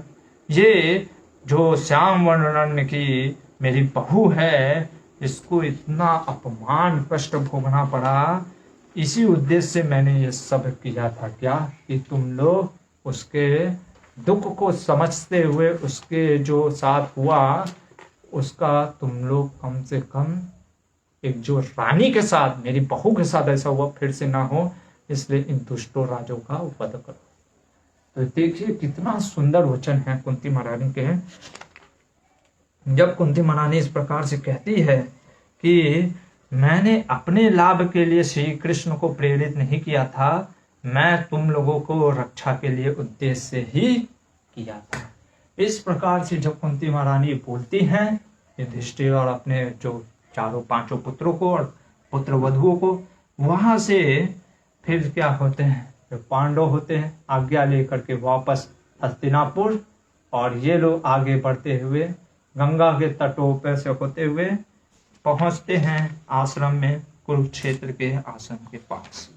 और वहां पे जब गंगा के तट के पर कुरुक्षेत्र में जब वो वहां के आश्रम में निवास करते हैं, वहां पे सतयुग करके एक राजा आते हैं, वो वहां पे आते हैं, उनके साथ ही वो भी निवास करते हैं। और यहाँ पे नारद मुनि आकर के, अभी वो आश्रम था, ऋषि मुनि तो आते ही रहते थे, तो नारद मुनि एक बार आए, उन्होंने बताया कि पूर्व काल में एक राजा हुए, उनका नाम था सहस्त्रचित्त, जो कि इसी जो सतयुग करके जो राजा है सतयुग करके, इनके दादाजी थे। और उन्होंने भी ऐसी तपस्या कर करके अपने सारे पाप को नष्ट कर दिया और भगवान की प्राप्ति की है। फिर बताते भगदत्त के पिता शैललायम ने भी इसी तपस्या के बल से इंद्रलोक को गए। फिर वो बताते हैं कि उद्दीपक जो कि बहुत बड़े महातेजस्वी राजा थे, वो भी इंद्रलोक को प्राप्त थे। तो इस प्रकार से उनको प्रोत्साहन दे रहे थे, किसको? नारद मुनि कह रहे थे धृतराष्ट्र को कि आप भी तपस्या में लगिए, क्योंकि किसी को अगर प्रोत्साहन देना होता है, ये सब बहुत, देखिए ये सब सारा चीज हमें सीखना चाहिए। नारद मुनि यहाँ पे प्रोत्साहन किसको दे रहे? धृतराष्ट्र को। क्यों? क्योंकि कोई भी अगर कोई चीज स्टार्ट करता है तो उसको प्रोत्साहन दिया जाता है। जैसे हम भी भक्ति में कोई नया आता है तो उसको प्रोत्साहन देते हैं, हाँ प्रभु आप कर सकते हैं, आप 1 माला प्रतिदिन कर सकते हैं। और फिर उनको बताते हैं कैसे कि ये भगवान का नाम कितना दिव्य है, ये कार्तिक का महीना है, 1 माला जप तो 1000 माला जप के बराबर है, और दिए भगवान को दिखाएंगे तो कितना बड़ा भगवान का प्राप्ति है, अश्वमेध यज्ञ करने के जैसा है। और इस प्रकार से जब हम उनको भगवान के बारे में, भगवान की कथाओं के बारे में बताते हैं और फिर उनको एक भरोसा देते हैं आप कर सकते हैं, उसी प्रकार से यहाँ पे नारद मुनि धृतराष्ट्र को भी कह रहे हैं कि आप भी ये कर सकते हैं, आपको करना चाहिए, पहले के राजाओं ने भी किया है। फिर हम देखते हैं जब बाकी लोग पूछते हैं कि सब राजा इधर उधर गए हैं, तो वहां पे ही कुछ ऋषि मुनि पूछ देते कि भगवान नारद मुनि, जैसे कई बार होता है ना, बहुत बड़े ज्योतिष आचार्य हैं, सब लोग अपना अपना हाथ दिखाता है कि मेरा क्या होगा, मेरा क्या होगा। तो किसी ने बोल दिया भैया इनका क्या होगा, जरा इनका भी बता दीजिए। तो उसी प्रकार से सबने पूछा कि इनका क्या गति होगा। तो नारद मुनि कहते हैं कि मैंने जो देखा है इनका गति, ये वास्तव में फिर से गंधर्व देश, गंधर्व राज्य में वापस जाएंगे धृतराज, और ये मैंने आप लोगों को राज्य इसलिए बोला, यहाँ पे बहुत सुंदर चीज बोल रहे हैं, क्या बोलते हैं, ये सारा चीज मैंने आपको इसलिए यहाँ पे बताया क्योंकि आप लोग क्या हैं, भवंतो ही शुद्ध श्रुत धनास तपसा दग्ध किल्बिषा। आप लोग क्योंकि श्रोतागण हो इसके वेदों के, और आप लोग तपस्वी हो, इसलिए मैंने आपको बताया। क्योंकि क्या होता है, कई बार ये यहाँ पे बहुत मुख्य चीज बोल रहे हैं, देखोगे अगर आप जो एक अच्छा ज्योतिष आचार्य होता है, अगर आप उससे पूछोगे मेरे साथ क्या होने वाला है, वो कई बार चीजें आपको नहीं बताता है। क्यों?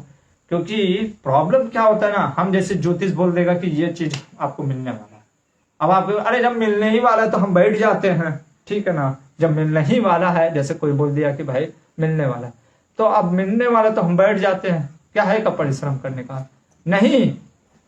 उन्होंने बताया कि मिलेगा, पर परिश्रम आपको करना पड़ेगा।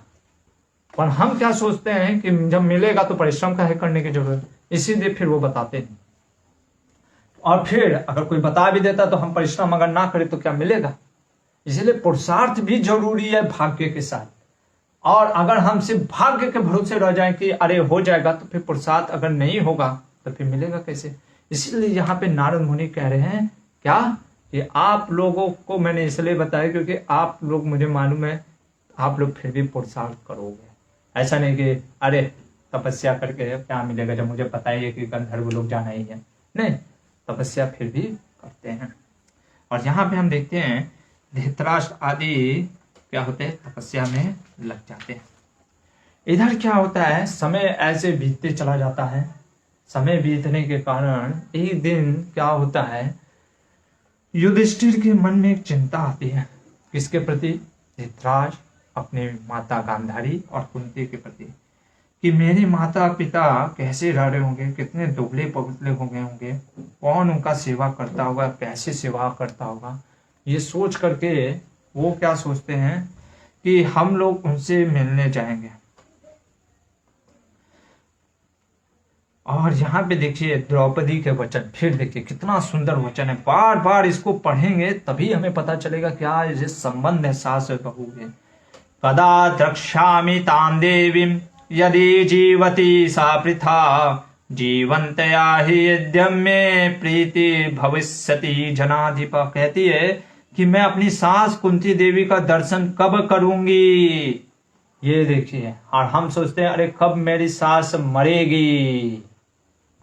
अंतर देखो, ये सोच रही है क्या मेरी सास का मुझे फिर से दर्शन मिलेगा, इतना उत्साह है अपनी कुंती जैसी सास के प्रति दर्शन प्राप्त करने का।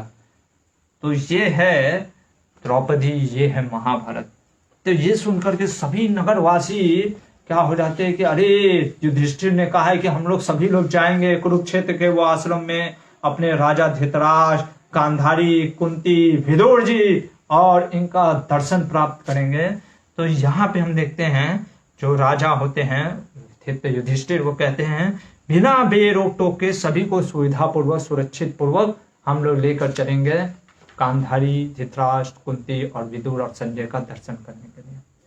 तो सभी सेना तैयार हो गई, सभी एक साथ गए, वहां पे आश्रम में पहुंचे और वहां पे पहुंच करके और फिर यहाँ पे कौन राज्य संभालेगा, तो यहाँ पे युयुत्सु और धौम्य ऋषि को राज्य दिया गया संभालने के लिए। सभी लोग आगे बढ़ते हुए पहुंचते हैं। कुंती ने जब अपने पुत्र सहदेव को देखा, उसको आलिंगन करके फिर वो माता गांधारी को बताती है कि देखिए आपके पुत्र सब आए हैं, युधिष्ठिर, भीम, नकुल, सहदेव, ये सब अर्जुन आए हुए हैं। और इस प्रकार से जब सभी लोग मिल रहे होते हैं कि यहाँ पे एक सुंदर चीज बोला कि उन्होंने पूछा हम लोग यह जानना चाहते हैं कि यहाँ आए हुए लोगों में महाराजा युधिष्ठिर कौन है। जो वहां के तपस्वी लोग हैं उन्होंने पूछा कि आखिर जो हम बार बार धृतराष्ट्र के मुख से सुनते थे क्या, कि युधिष्ठिर जैसा महान राजा है, मेरा पुत्र है धर्मात्मा, उसके 4 भाई हैं धर्मात्मा, उसकी पत्नी है धर्मात्मा द्रौपदी, हम उन सब के बारे में सुनना चाहते हैं, कौन है वो। तो संजय खड़े होते हैं और वो बताते हैं कि ये जो है युधिष्ठिर, ये जो वर्ण ऐसे पूरा वर्णन आया है कि सुवर्ण के समान गोरे और सबसे बड़े हैं, धर्मात्माओं में महान है, ये हैं युधिष्ठिर महाराज। भीम जो कि पराक्रमी है, सिंह के समान, भुजाएं इनकी एकदम पूरा एकदम सिंहों के समान एकदम है, ताकत है, ये है भीम। ये है अर्जुन, ये है नकुल, ये है सहदेव, द्रौपदी है, ये सुभद्रा है, जिस प्रकार से ये चित्रांगदा है, ये उलूपी है, और यहाँ पे ये उत्तरा है। ऐसे सबका वर्णन करते हैं, संजय बताते हैं सबके बारे में। तो हम वहां पे एक चीज देखते हैं कि हरेक जो था एक प्रकार से अभिन्न था, हर कोई अलग अलग था, इंडिविजुअल था, चाहे उसका शरीर का ढांचा हो, रंग हो या वैसा, या चरित्र भी हो, तो हर कोई अलग था, फिर भी सब कोई एक साथ क्यों था? क्योंकि सब एक साथ रह करके क्या एक कॉमन गोल के लिए सोच रहे होते हैं, धर्म के बारे में, कि धर्म कैसे। और हम जानते हैं यतो कृष्णो ततो धर्मो, यतो धर्मो ततो विजय, कि जहाँ कृष्ण है वही धर्म है, जहाँ धर्म है वही विजय है। तो इस प्रकार से जब एक कॉमन कॉज होता है, भले ही मतों का भेद होगा पर मन का भेद नहीं रह जाता। ये चीज देख करके फिर धृतराष्ट्र ने पूछा युधिष्ठिर से कि सब कुछ ठीक तो चल रहा है ना, शासन, तुम्हारी प्रजा खुश है, तुम्हारे भाई बंधु सब खुश हैं, तुम्हारी पत्नी खुश है। इस प्रकार से जब वो पूछते हैं तो युधिष्ठिर भी पूछते हैं कि आप भी पूरी तरीके से अपना तपस्या देखो। ये होता है पूछने का ढंग, कि जब विश्वामित्र मुनि धृतराष्ट्र के यहाँ आए होते, अरे दशरथ के यहाँ आए होते हैं, तो दशरथ जी उनसे ये नहीं पूछते हैं कि आपका कैसा खाना पीना होगा, पूछते हैं कि आपका तपस्या चल रहा है कि नहीं। क्योंकि हर व्यक्ति को उसके अनुसार पूछना होता है, क्या जिससे हम मिलते हैं, कौन किससे हम मिलते हैं, एक सन्यासी एक साधु से उसके तपस्या के बारे में, साधना के बारे में कि आपका कैसा चल रहा है, ठीक है। उसी प्रकार से हम यहाँ पे देखते हैं युधिष्ठिर महाराज पूछते हैं कि आपका तपस्या कुछ अच्छे से हो रहा है, माँ कुंती और जो गांधारी हैं उनको भी कोई दिक्कत तो नहीं हो रही है। और इसी बहाने वो जब पूछते हैं कि मुझे विदुर जी नहीं दिख रहे हैं, विदुर जी कहाँ चले गए हैं, तब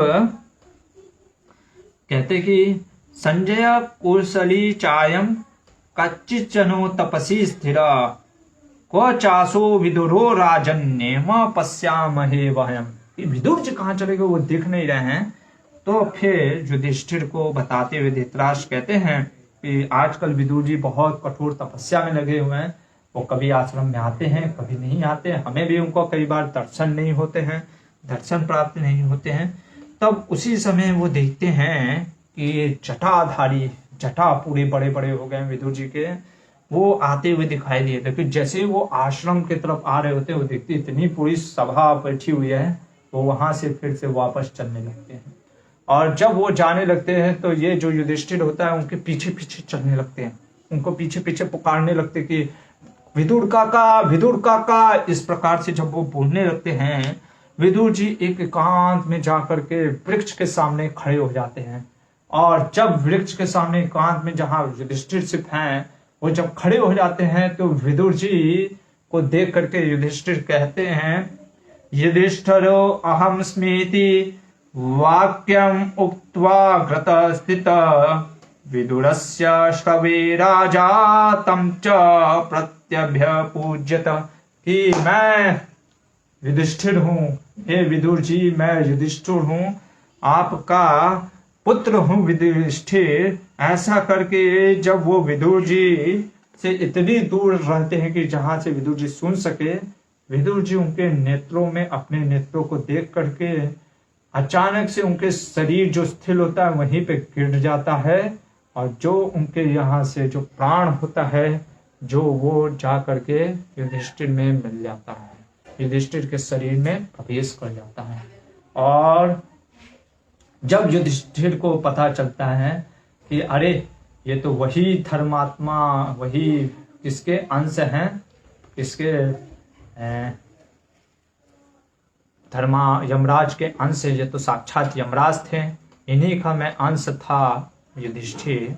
तो जब उनको महसूस होता है तो फिर वो सोचते हैं कि मैं विदुर जी का अंतिम संस्कार करूंगा। और जब वो इस प्रकार से सोच रहे होते हैं, एक आकाशवाणी होती है, और आकाशवाणी क्या कहती है कि भो भो राजन दग्धवयम एतत् विदुर संज्ञकम कलेवरम इहवम ते धर्म एष सनातन। कि हे युधिष्ठिर, ये जो विदुर का जीवन है ये वास्तव में सन्यास का जीवन उन्होंने जिया है। आप कहोगे इन्होंने तो सन्यास लिया नहीं, फिर सन्यास कैसे जीवन? यही है ये निष्काम भाव की महानता। विदुर का जीवन ऐसा था कि अगर हम देखें तो विदुर जी की महानता यहां से पता चलती है कि जब वो उद्धव जी से मिलने जाते हैं, भागवतम में आता है, सोचिए भागवत जैसे महापुराण में ये वर्णन आता है कि विदुर जी जब इस प्रकार से निकले होते हैं तीर्थ यात्राओं में, और जब वो मिलते हैं उद्धव जी से, उद्धव जी कहते हैं अरे विदुर जी, जब भगवान इस क्या बोलते हैं निकल रहे होते हैं कहाँ से, जब वो मुझे संदेश दे करके, मुझे जो उद्धव गीत जो आता है 11वें स्कंद में, वो उद्धव गीत मुझे दे करके जब वो भगवान निकल गए होते हैं, भगवान आपको याद कर रहे थे। क्या याद कर रहे थे? कि विदुर जैसा मेरा भक्त बिरला है, क्योंकि विदुर जैसे लोग करोड़ों करोड़ों में कई बार आते हैं, कई बार कई जन्मों में बाद आते हैं ऐसे विदुर। जहाँ पे लिखते हैं स्वयं व्यासदेव, अभी बोलेंगे विदुर जी के बारे में, कहते हैं विदुर जी के बारे में बहुत ही सुंदर वचन कहते हैं, व्यासदेव बोल रहे हैं, बृहस्पति वा देवेषु शुक्रो वापस्य सूर्येषु च न तथा बुद्धि संपन्नो यथा स पुरुषर्षभ। देवताओं में बृहस्पति और असुरों में शुक्राचार्य भी वैसे बुद्धिमान नहीं थे जैसा विदुर थे। इसीलिए महाभारत के स्टार्टिंग में ही व्यासदेव कहते हैं कि मैं 7 चीजों में एक चीज आपको ये दिखाऊंगा कि विदुर की क्या है, दूरदर्शिता, प्रज्ञा जो विदुर जी की बुद्धि है। इसीलिए आज भी जो विदुर की नीति है वो बहुत ही महान है। उस विदुर नीति का हमने ज्यादा चर्चा भी नहीं की थी, क्योंकि उसको समझने के लिए भी इतना महान हमें होना पड़ेगा, बुद्धिमान होना पड़ेगा। तो ऐसा विदुर की जो नीति थी, सोचिए विदुर जी का जीवन चरित्र देखिए, एक एक चीज उन्होंने जो किया। जब भीम को जहर खिलाया गया तो उन्होंने कहा कि किसी को मत चर्चा करो, वो वापस आ जाएगा। चर्चा करोगे, पूरा एकदम नॉलेज था राजतंत्र से लेकर के सारा राजधन। नहीं चर्चा हुआ, वो महाशक्तिशाली निकला। चलाते वक्त उनको पता चल गया। देखो इतना मतलब अलर्ट होना चाहिए भौतिक जगत में रहने का। अरे ये दुर्योधन लोग बचपन से इनके प्रति द्वेष रहे, आज इनको कैसे कहीं नगर में भेज रहे हैं, उनको तुरंत शक हो गया। और पता करके पता चला जिस घर में वो जा रहे हैं वो लाक्षा से बना है, यानी जल सकता है। इसलिए तुरंत एक मलेच्छ भाषा में चीजें बताई, सबके सामने बोला कि किसी को ना समझ में आए और सिर्फ युधिष्ठिर को समझ में आ जाए। ये देखिए फिर क्या हुआ, जब हमको पता है लाक्षागृह में मर गए हैं सारे, मतलब मरे नहीं, वो निकल जाते हैं वहां से, तो इन्होंने किसी को बताया नहीं। क्यों? क्योंकि शास्त्र कहता है अगर किसी का अंतिम संस्कार करो जो जीवित है उसका बल और बढ़ जाता है। इन्होंने बल बढ़वा दिया, कभी भी शब्द निकाला नहीं कि कहाँ है, किस तरीके से, इतना सीक्रेट रखा। क्योंकि भीष्म पितामह को भी नहीं बताते थे कई चीज, क्योंकि हम देखते हैं भीष्म पितामह ने एक बार गलती कर दिया था। जब उनसे दुर्योधन ने उकसा करके पूछा कि कहाँ होगा युधिष्ठिर इस समय, जब वो 13वां साल का ज्ञात हुआ, कहे युधिष्ठिर ना। अब देखिए भीष्म पितामह जानबूझ के नहीं बोले, लेकिन उनसे गलती हो गई। भीष्म पितामह कहते हैं कि जहां धन और धान्य बढ़े होंगे, जहां धर्म से राज्य चल रहा होगा, समझ लेना युधिष्ठिर है। और जैसा वो संकेत कर रहे थे वैसा वो कौन सा देश था, विराट देश उस समय था। तो इसलिए दुर्योधन को पता चल गया कि विराट देश में युधिष्ठिर होगा। पर हम भी विदुर जी को देखते बहुत अलर्ट रहते हैं, सतर्क रहते थे। कहाँ और बार बार सोचिए, दुर्योधन जब पैदा ही हुआ था बोल दिए थे इसको मार डालिए। अभी आप कहोगे इतना क्रूर नहीं, उन्होंने कहा कि एक को मारोगे 1 + 1 हमेशा 2 नहीं होता है, 1 + 99 यहाँ पे 0 कर देगा, इसलिए एक को निकाल दो 99 बच जाएंगे। ऐसा स्पिरिचुअल मैथ सिखाया था। ये विदुर जी जिनका जीवन, जिनको भगवान तक याद कर किए हैं, वो विदुर जी की पूरी कथा आती है भागवत में। सोचिए, मैत्रेय ऋषि से वो पूछते हैं, ऐसे विदुर जी यहाँ पे जिन्होंने वास्तव में एक यति का जैसा जो लिया तो नहीं था, संन्यास ग्रहण नहीं किया, पर उनका जीवन संन्यास के जैसा था। ऐसे विदुर जी का जब जीवन इस प्रकार से संन्यास का जीवन जिए थे, तो इसलिए आकाशवाणी हो गई कि इनका अंतिम संस्कार करने की जरूरत नहीं है, ये तो सन्यासी हैं, ये तो समाधि को प्राप्त करने वाले। तो वहां से विदुर जी को वहीं पे प्रणाम करके युधिष्ठिर निकल जाते हैं। और यहाँ पे जब आते हैं तब आश्रम में वापस आते हैं और सभी लोग बैठ करके चर्चा कर रहे होते। उसी समय व्यासदेव वहां पे पहुंचते हैं और व्यासदेव बोलते हैं, पहला प्रश्न पूछते हैं धृतराष्ट्र से कि आपका वन में मन तो लग रहा है, आपके जो सारे शोक हैं वो दूर तो हो रहे हैं। बहुत ही सुंदर प्रश्न है। क्यों ऐसा पूछ रहे हैं? क्योंकि वो कहना चाहते हैं कि जैसे हम कहते हैं ना, भक्ति आप कर रहे हो तो फिर आपका ये जो काम, क्रोध, भय, लोभ, ईर्ष्या, ये सब कम होना चाहिए। हम भोजन कर रहे हैं और अगर भोजन से हमें साकत नहीं मिल रहा है, वो भोजन से हमको संतुष्टि नहीं मिल रहा है, वो भोजन से हमारी भूख नहीं मिट रही है, तब समझना चाहिए हमने कुछ गड़बड़ किया है। उसी तरीके से यहाँ पे हम देखते हैं कि धृतराष्ट्र को बोलते हैं कि अब कभी तुम्हारे मन में अपने पुत्रों के मारे जाने का शौक तो नहीं होता। और इसलिए वो यहाँ पे पूछ रहे हैं उसके धर्म के अनुसार कि तुमको अब अपने धर्म का पालन करना चाहिए। क्या है तुम्हारा धर्म? वन में रह करके तपस्या का। और वो बताते हैं कि कैसे, यहाँ पे वही श्लोक जो मैंने अभी बताया कि विदुर की महानता के बारे में बताते हैं कि कैसे विदुर जो थे वास्तव में वो धर्मराज थे, उनको कैसे मांडव्य ऋषि का श्राप मिलता है और फिर वो मांडव ऋषि के रूप में, जो मांडव ऋषि के श्राप के कारण वो यमराज स्वयं विदुर बन करके इस धरती लोक पे आते हैं और कहते हैं, सत्येन संवर्धयति यो दमेन समेन च अहिंसया च दानेन तप्यमाना सनातना। जो सत्य है, जो इंद्र संयम है, जो दान के रूप में सेवित होने वाले साधक होता है, उसे तुम विदुर जैसा सनातन धर्म समझो। जिसकी बुद्धि और योग बल ऐसी महान है, उसको तुम विदुर जानो। अरे विदुर के जैसा महान व्यक्ति, विदुर की जैसी प्रज्ञा, विदुर के जैसा दूरदर्शिता युगों युगों में कोई एक बार आता। साक्षात वो तो धर्मराज थे। और इसके बाद कहते हैं, फिर जब सारे व्यासदेव देखते सारे लोग बैठे हुए व्याकुल हैं, वो कहते हैं, यहाँ पे एक सुंदर चीज बोलते हैं और कहते हैं, नाकृतम ये पुरा कैश्चित् कर्म लोके महर्षि भी आश्चर्य भूतम तपसा फलम तत्दर्शयामि व। जो कभी किसी पूर्व काल में ना भविष्य में किसी महर्षियों ने किया होगा, वो मैं तुम लोग के लिए तुम्हारे तपस्या, अपनी तपस्या के बल पे वो कर सकता हूँ। वो कर सकते हैं। क्यों? क्योंकि व्यासाय विष्णु रूपाय व्यास रूपाय विष्णवे। बड़े व्यासदेव जो कि स्वयं विष्णु के अवतार हैं, भगवान विष्णु के लिए क्या चीज दुर्गम है। तो वो कहते हैं कि तुम लोग बोलो क्या तुम लोग के लिए मैं करूं, वो आश्चर्यचकित चीज भी मैं कर सकता हूं। जब इस प्रकार से वो बोलते हैं, तब वो कहते हैं, खुद ही बोलते हैं, मुझे पता है कि हे धृतराष्ट्र, तुमको अपने पुत्रों का दर्शन करने की अभिलाषा है। गांधारी को भी अपने पुत्रों के दर्शन करने की अभिलाषा है, द्रौपदी को भी अपने पुत्रों के दर्शन करने की अभिलाषा है, सुभद्रा जो कि श्री कृष्ण की बहन सुभद्रा को भी अपने पुत्र के अभिमन्यु की दर्शन करने की अभिलाषा है।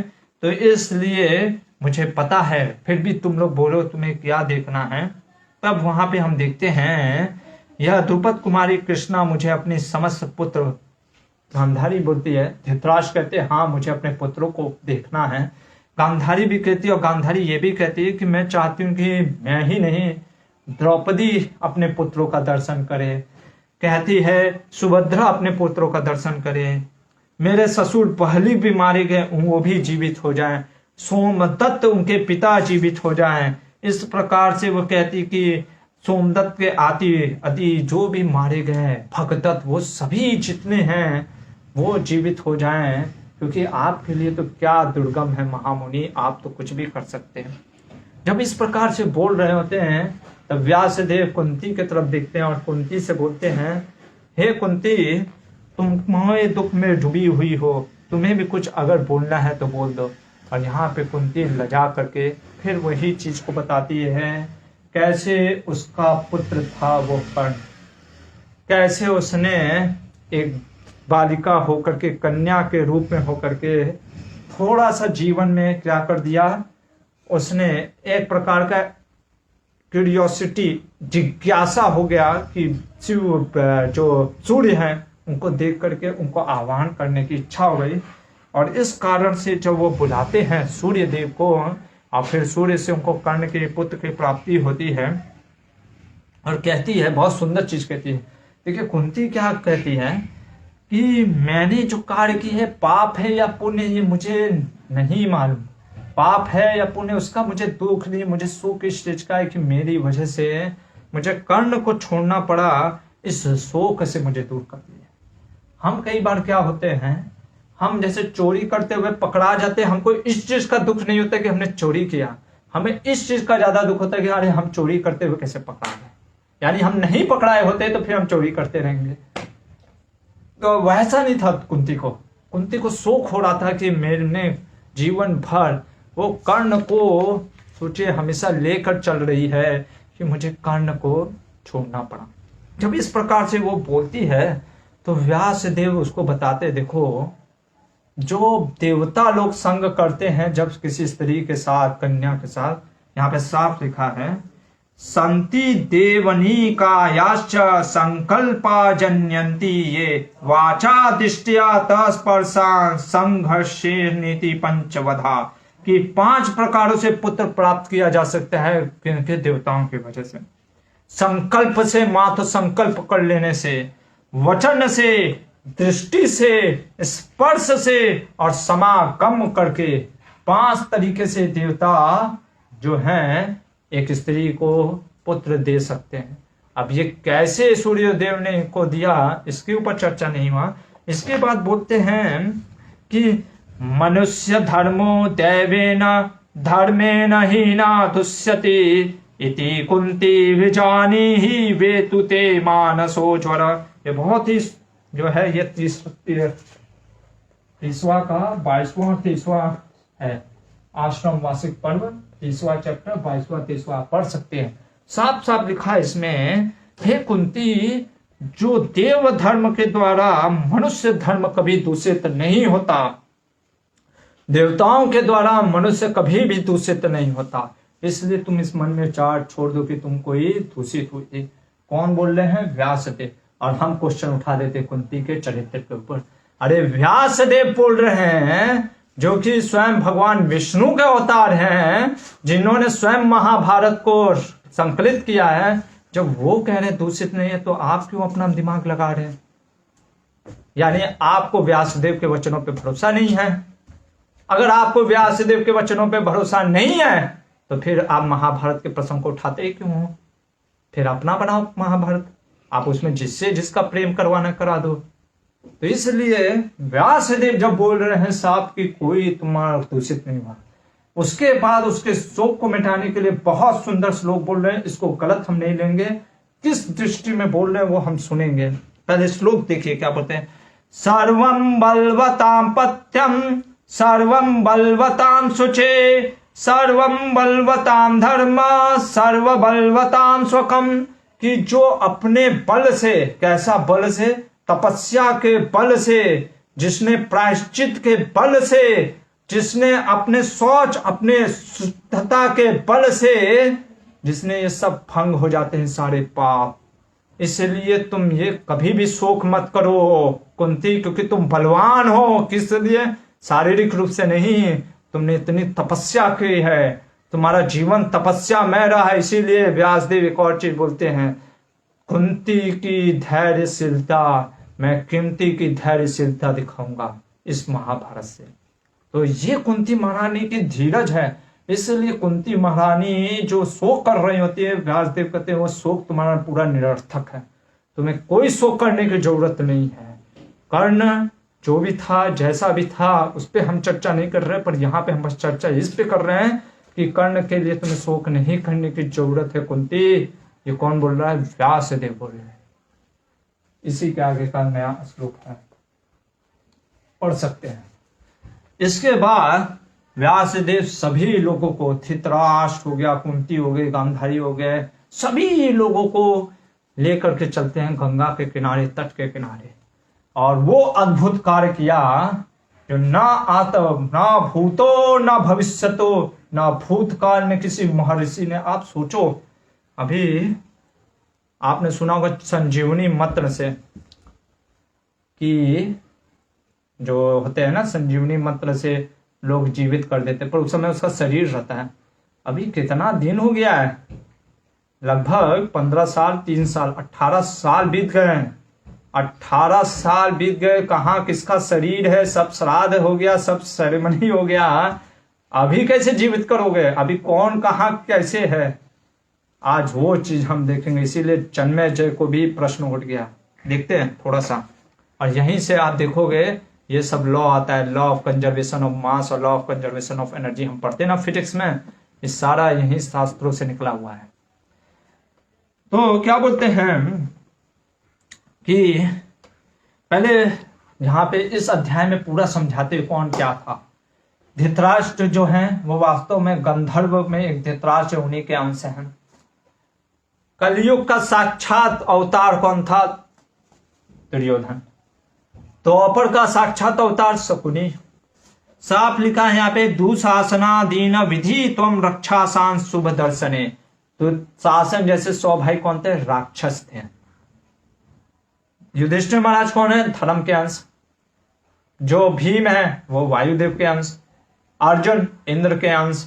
नकुल सहदेव वो आपके शिल्पकार यानी मतलब कि अश्वनी कुमार के अंश हैं। इस प्रकार से सभी का वर्णन दिया है, पर हम इसमें नहीं जाते हैं, हम आगे बढ़ते हैं, समय भी कम है। तो जब इस प्रकार से जो भी युद्ध में मारे गए थे, जब संध्या उपासना हुआ, सभी लोग खड़े थे, इंतजार कर रहे थे। यहाँ पे लिखा है लोगों को एक दिन, वो आधा दिन कितना लग रहा था? निशाम प्रतीक्षणामाणाम दिदिक्षुणाम मितान निपान। वो एक समय, वो एक रात 100 वर्षों के जैसा लग रहा था, क्योंकि सबको भी जैसे नहीं होता कि अभी जैसे कुछ आना है। मान लीजिए हमारे गुरुकुल के बच्चों को अगर हम लोग कभी बात बोल देते हैं कि प्रभु आज आप लोग के लिए स्पेशल डिश बनेगा, क्या बनेगा? जैसे कि पूरी खीर बनेगा, सब लोग कहते हैं हरि बोल प्रभु जी, और फिर सब इंतजार करते रहते कब घंटी बजेगा, कब वो क्या बजेगा, खाने की घंटी हमारे यहाँ, तो कब बजेगी, सब इंतजार। अरे आज इतना लेट क्यों हो रहा है? और 5-5 मिनट के बाद अरे आज इतना लेट क्यों हो रहा है? तो वैसे उत्सुकता में क्या होता है, यहाँ पे भी ये लोग सोच रहे होते हैं अरे 100 वर्ष हो गया जैसे लग रहा है, रात अभी बीत नहीं रही है, कब रात आएगा? और जैसे ही रात होता है, उस गंगा तट के ऊपर से कौन आते हैं? भीष्म, द्रोण, विराट, द्रुपद और द्रौपदी के 5 पुत्र, अभिमन्यु, घटोत्कच, कर्ण, दुर्योधन, शकुनी, धृतराष्ट्र के पुत्र दुशासन, जरासंध के पुत्र सहदेव, भगदत्त, जरासंध, भूरिश्रवा, शल्य, वृषसेन, लक्ष्मण, शिखंडी के पुत्र धृष्टकेतु, अचल, वृषभ, सबके नाम दिए हुए, सारे के सारे अनंत सेनाएं। और लास्ट में स्वयं लिखते हैं वे सारे के सारे जो क्षत्रिय वीर थे, वो सब के सब जो 1 अरब 66 करोड़ लोग मरे थे, सब प्रकट हो गए उस गंगा तट से। 1 अरब 66 करोड़। पहले तो आश्चर्य कि कहां से आए जी, अरे भाई कब मर गए थे? और साफ यहां पे लिखा है यस्य वीरस्य यो वेशो योधजो यच्च वाहनम तेन तेन व्यदिष्यन्ते समुपेता नराधिपा। कि जो जिस वीर का जैसा वेश, जैसी ध्वजा और जैसा वाहन था, उसी से युक्त दिखाई दिया। मैं अपने मन से नहीं बोल रहा हूं, प्लीज आप रेफर कर देना। 25वें चैप्टर का ये वर्ष है 14 और 15। साफ लिखा है व्यासदेव ने अब ये व्यासदेव अपनी बड़ाई के लिए तो नहीं लिखे होंगे, क्योंकि हमारी तरह नहीं है व्यासदेव, वो स्वयं भगवान विष्णु हैं कि हम अपना ही जैसे लिखते ना तो हम अपना एग्जैजरेशन, अरे हमने वो कर दिया, क्या मारा था हमने, ठीक है, तो उस तरीके से नहीं है। तो व्यासदेव यहाँ पे सब जगह से सारे प्रकार से सारे चीजों को दिखा दिया, ठीक है। और हम देखेंगे भी व्यासदेव ने अगर ये अपने मन से लिखा है उसका टेस्टिंग करने के लिए, इसीलिए आप जो क्वेश्चन पूछोगे भी वो इसमें भी लिखा है। तो पहले हम देखते हैं उस क्वेश्चन पे जाएंगे। तो व्यासदेव ने जब इस प्रकार से सबको जीवित कर दिया, सबको जैसा रंग था, बस एक चीज की यहाँ पे सब में कमी थी, वो क्या थी? निरहंकारा विगत क्रोधा मत्सरा, किसी के अंदर अहंकार क्रोध और मत्स्य नहीं था, बस सब प्रेम ही प्रेम था। जहां प्रेम ही हो, हाँ चल, ऐसे गीत है ना कि सब प्रेम में सब हो, तो वैसे ही प्रेम में सब थे। तो ना क्रोध है, ना मात्सर्य है, ना अहंकार है, इस प्रकार से सब पुत्र पिता च मात्रा च, पुत्र अपने पिता माता से मिल रहा है, भार्याश्च पति भी सह, भार्या अपने पत्नी से मिल रहे, दुर्योधन दुशासन अपनी गंधारी माँ से मिल रहे, धृतराष्ट्र उससे पहले क्या करते हैं कि अपने तपोबल से धृतराष्ट्र को दिव्य दृष्टि दे देते हैं व्यासदेव, गांधारी भी आंख की पट्टी खोल देती है, उसको भी दिव्य दृष्टि दे देते हैं। फिर जो दुर्योधन सब अपने मिल रहे हैं, कर्ण कुंती से मिल रही है, द्रौपदी के पांचों पुत्र द्रौपदी से मिल रहे हैं, अभिमन्यु अपनी पत्नी उत्तरा और सुभद्रा से मिल रहे हैं। इस प्रकार से सब कोई एक दूसरे से सारा पूरा रात को जो जंगम था पूरा वो एक प्रकार से मेला सा लग गया। वहां पे हर कोई अपना अपना, कोई भाई है, कोई बहन है, कोई पत्नी है, कोई पति है, कोई इस प्रकार से माता पिता पुत्र सब मिलने लग जाते हैं। यहाँ तक कि घोड़े वोड़े भी जो मरे होते हैं वो सब भी जीवित होकर के अपने अपने घोड़ों से घोड़ियों से मिल रहे होते हैं। इस प्रकार से जब सारा एक रात, एकाम रात्रि, वो एक रात में सब जब विहार करके गले मिल करके उस प्रकार से हो जाते हैं, तब जैसे सुबह होता है अपने तपस्या के बल पे वो जो व्यासदेव जी होते हैं वो सभी जो राजा जो सब थे वो वापस उस गंगा जी में जाते हैं और गंगा जी में जा करके गोते लगाते हैं और गोते लगा करके जो जहाँ जिस लोक से आए थे, राक्षस, देवलोक, पाताल लोक, नरक लोक, जहाँ पे भी जो जिनका भोग था वो भोगने लगते हैं। और इस प्रकार से सभी लोग का मन तृप्त हो जाता है, सभी लोग हर्षित हो जाते हैं। और यहाँ पे जन्मेजय को डाउट हो गया, जैसे आपको डाउट हुआ। कौन सुन रहा है? सबसे पहले जन्मेजय प्रश्न करते हैं, किससे? वैशंपायन ऋषि से। कौन है वैशंपायन ऋषि? व्यासदेव के शिष्य, ठीक है ना। तो अभी भाई कोई कह सकता है कि वैशंपायन ऋषि तो अपने गुरु के लिए शायद बोल दिया, इतना बढ़ा चढ़ा के। व्यासदेव ने पहला डाउट, खास करके लिबरलवादी जिनको विश्वास नहीं होता उनके लिए, उनके तरफ से हम क्वेश्चन ले लेते हैं। उनका कहना होता है व्यासदेव ने अपनी बड़ाई लिख दी, ऐसा कुछ नहीं हुआ था, व्यासदेव ने अपनी बड़ाई लिख दी। चलो ठीक है, पहला क्वेश्चन। वैशंपायन ऋषि तो व्यासदेव के शिष्य हैं, ठीक है ना, वो भी अपना बड़ाई लिखे हुए हैं अपने गुरु का बड़ाई करने के लिए, ठीक है। चलो, तो और तीसरा चीज, ऐसा होता कहाँ है? क्या ऐसा हो सकता है? हम तो मानते ही नहीं है। जब मैं मिट्टी में मिल गया, मेरी तेरी मिट्टी, तो वो गीत में ना बोलते ना, मिल गया तो सब कुछ कहाँ से फिर हो गया? जब सब मिट्टी में खाक हो गया तो फिर कहाँ से हो गया? यानी आप फिर ये क्या, वो जो होता है ना अब्राहम रिलीजन, खास करके मुसलमान कहते हैं कि मिट्टी में गाड़ते हैं, क्योंकि एक जन्नत का समय आएगा जब हम सब फिर उठेंगे और फिर मौज करेंगे, एंजॉय करेंगे। तो क्या आप वैसा चीज बोल रहे हो? चलिए उठाते हैं। अगर आपको यहाँ पे हम थोड़ा सा साइंस पढ़ा देते हैं। यहाँ पे एक साइंस होता है, हमारे गुरुकुल के स्टूडेंट से भी पूछ सकते हैं, उनको भी हमने आजकल पढ़ाया था। Law of conservation of energy होता है और मास होता है। लॉ ऑफ कंजर्वेशन ऑफ मास यहाँ पे दे देते हैं, ठीक है ना, मैटर। क्या होता है ये साइंस के अनुसार, मास कभी भी डिस्ट्रॉय नहीं होता है। मास कभी भी डिस्ट्रॉय, जैसे ये चौक है मान लीजिए, इसको तोड़ दिया, ठीक है ना, ये टूट गया, इसका शेप टूट गया, लेकिन जो चौक इसमें जो इतने मैटर से बना है, ये चौक मान लीजिए सैंड पार्टिकल से जितना बना है, ये कभी डिस्ट्रॉय नहीं होता। शास्त्र भी वही चीज कहता है। हमने सुना है आत्मा कभी डिस्ट्रॉय नहीं होता है, ठीक है ना, भगवत गीता में ज्ञान लिया, आत्मा कभी डिस्ट्रॉय नहीं होता है। उसी तरीके से जो ये मटेरियल एनर्जी भी होता है, कभी भी डिस्ट्रॉय नहीं होती है, बस शेप चेंज होता है। यहीं पे ये जो पहले वैशंपायन जो जन्मेजय का प्रश्न है वो उठते हैं। जन्मेजय कहते हैं जिन्होंने अपना शरीर का परित्याग कर दिया उन पुरुषों को उस रूप में दर्शन कैसे हो सकता है?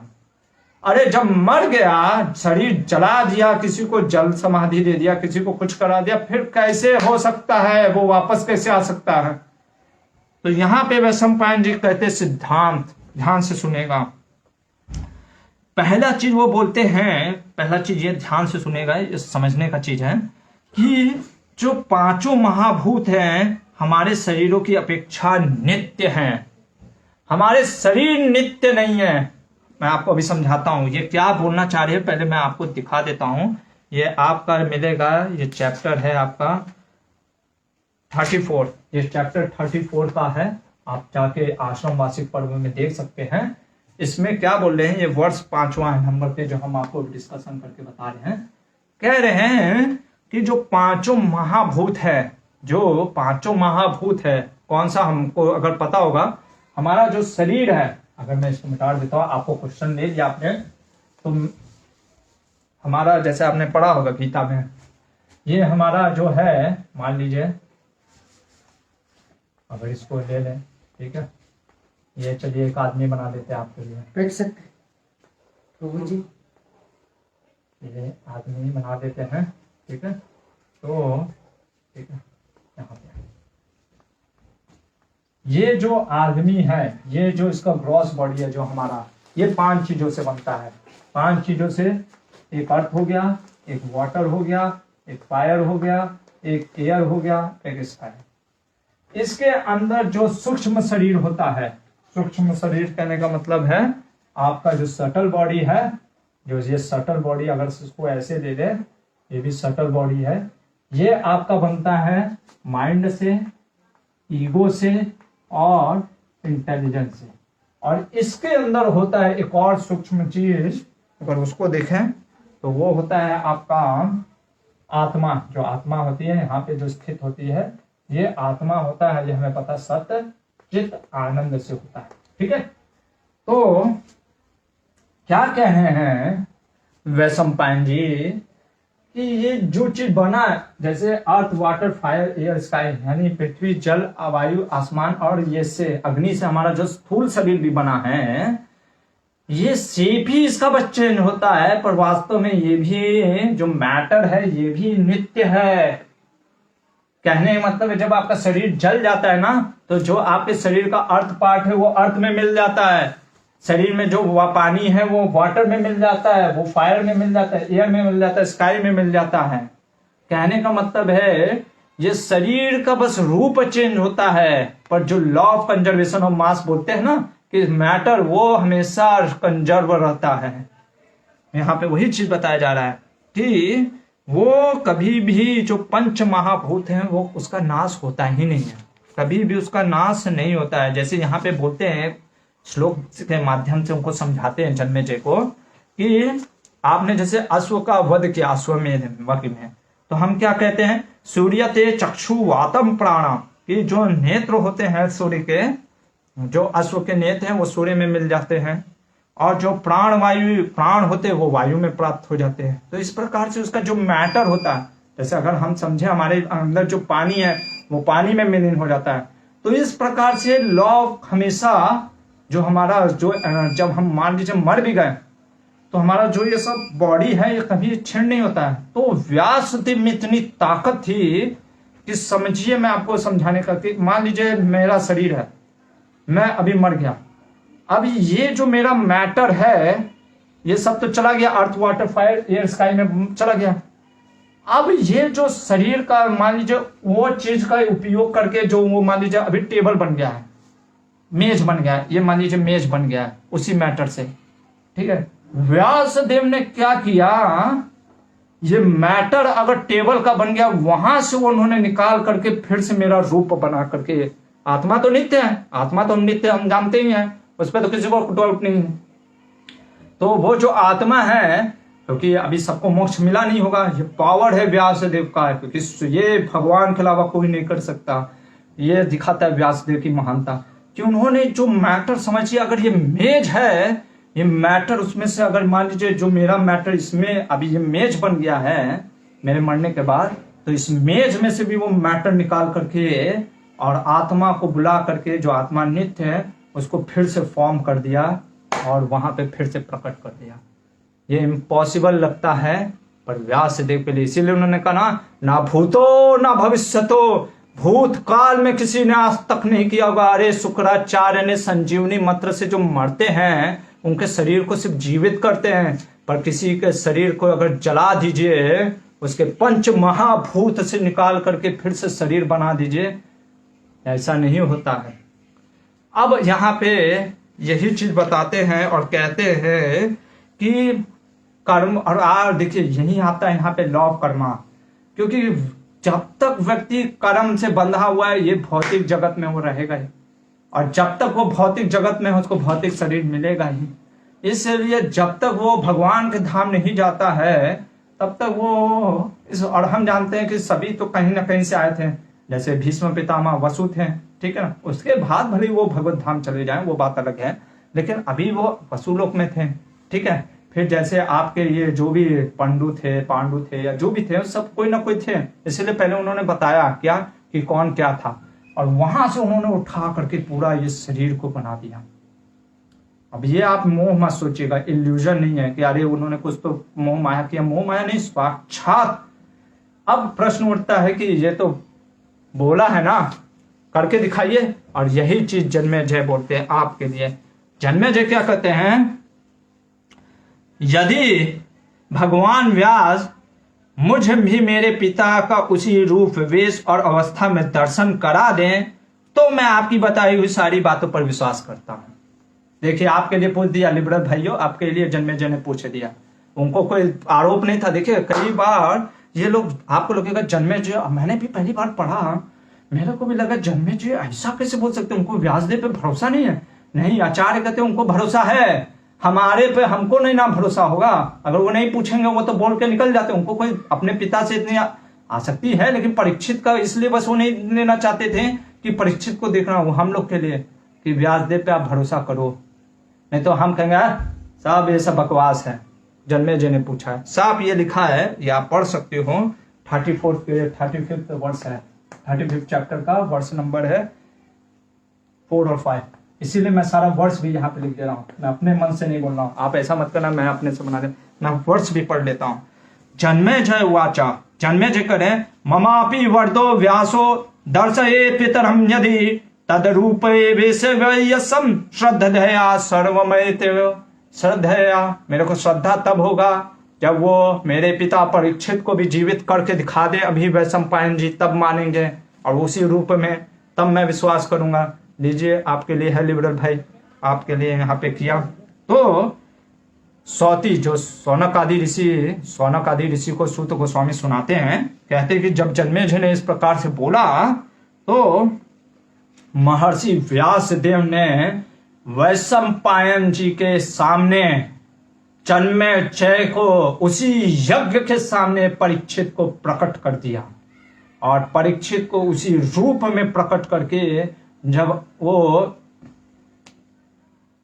क्या बोलते हैं जन्मेजय मिलते हैं अपने पिता से, तब उनका दिल गदगद हो जाता है और फिर वो मान जाते हैं। महर्षि व्यासदेव को कहते हैं कोटि कोटि प्रणाम करते हुए कहते हैं कि एतच्छ्रुत्वा द्विज श्रेष्ठा स राजा जन्मेजय पूजायाम तमिष्यमनुमान्य पुनः पुनः पुनः पुनः पुनः पुनः बार बार दंडवत मारते कहते सही में मान गया व्यासदेव को। और ऐसे व्यासदेव ने ये महाभारत लिखा है जो कि साक्षात विष्णु के अवतार हैं। हम ऐसे महान व्यासदेव पे क्वेश्चन उठा देते हैं, हम नहीं मानते व्यासदेव को। हम व्यासदेव से भी सोचते कि हम बड़े हैं, हम अपने मन से लिखेंगे, हम अपने मन से महाभारत दिखाएंगे। सोचिए कितना बड़ा हम अपराध करते हैं। ना जाने अनजाने में हम भी कहीं ना कहीं अपराध करते, जब हम व्यास देव की ऐसी, जब हम कोई मूवी या टीवी या सीरियल देखते हैं ना, जिसमें महाभारत के अलावा वो अपने मन से कुछ मिर्च मसाला लगाते हैं, तो सोचिए कितना बड़ा हम अपराध करते हैं भगवान व्यास देव के प्रति।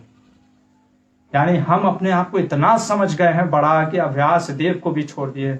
अगर आप में इतनी पावर है अपने किसी पूर्वज को जन्म दिला सके, तो हम भी आपको मान लेंगे व्यास देव से महान। जैसा व्यास देव ने किया, जैसे भगवान कहते ना, इसलिए भगवान को भी अगर पहचानना है तो जैसे विश्व रूप आप दिखा दो तो हम भगवान, आपको भी हम भगवान मान लेंगे। वैसे अगर कोई कहता है कि मैं व्यास देव से भी बड़ा तपस्वी ऋषि हूँ, मुझे दिखा दे वो अपने पूर्वज को जन्म करके वो, तो मैं मान जाऊंगा कि आप हैं व्यास देव के महान। यहाँ पे व्यास देव ने सारे 18 साल के बाद भी लोगों को वो प्रकट करके दिखा दिया। ये है व्यास देव की महानता। तो ये मैंने आपको बताया, काफी इसमें पूरा चीज बताया है, मैं इसमें नहीं जाता हूँ, समय कम है। और फिर जब सब लोग का मुलाकात हो गया, इस प्रकार से व्यास देव का वो अद्भुत कार्य हो गया। अब यहाँ पे हम देखते हैं एक ये वाला प्रसंग जो कि अंतिम है। तो क्या होता है, जब व्यास देव की आज्ञा से, क्योंकि व्यास देव कहते हैं कि देखो पांडु, यहाँ पे बोलते हैं कि धृतराष्ट्र कहते हैं कि देखो युधिष्ठिर, तुमको यहाँ देखकर मेरी तपस्या बाधा पड़ रही है।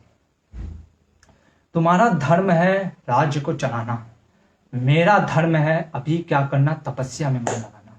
तुम इस तरीके से बार बार आओगे ना तो मेरा तपस्या में मन नहीं लगेगा। और इसलिए मैं चाहता हूं कि तुम अभी, मतलब कि ठीक है आ गए, मिल लिए हम लोग से, अब बहुत हो गया, अब तुम अपना तपस्या करो।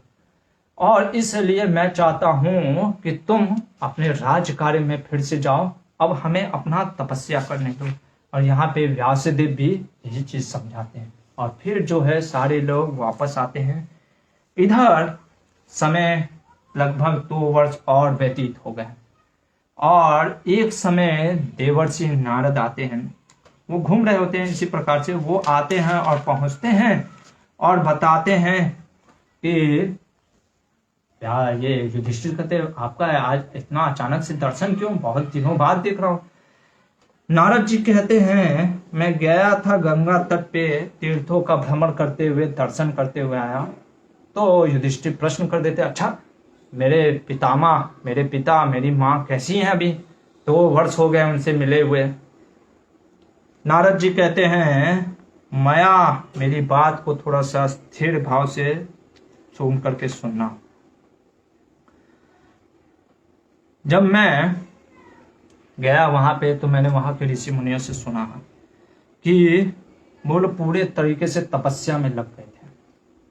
कौन? युधिष्ठिर, अरे धृतराष्ट्र, गांधारी और क्या नाम है, कुंती महारानी। गांधारी और कुंती हमेशा अपने पीछे पीछे रहते थे और संजय हमेशा धृतराष्ट्र के साथ रहते थे, गांधारी को हमेशा कुंती साथ में, वो लोग चारों ऐसे ही रहते थे।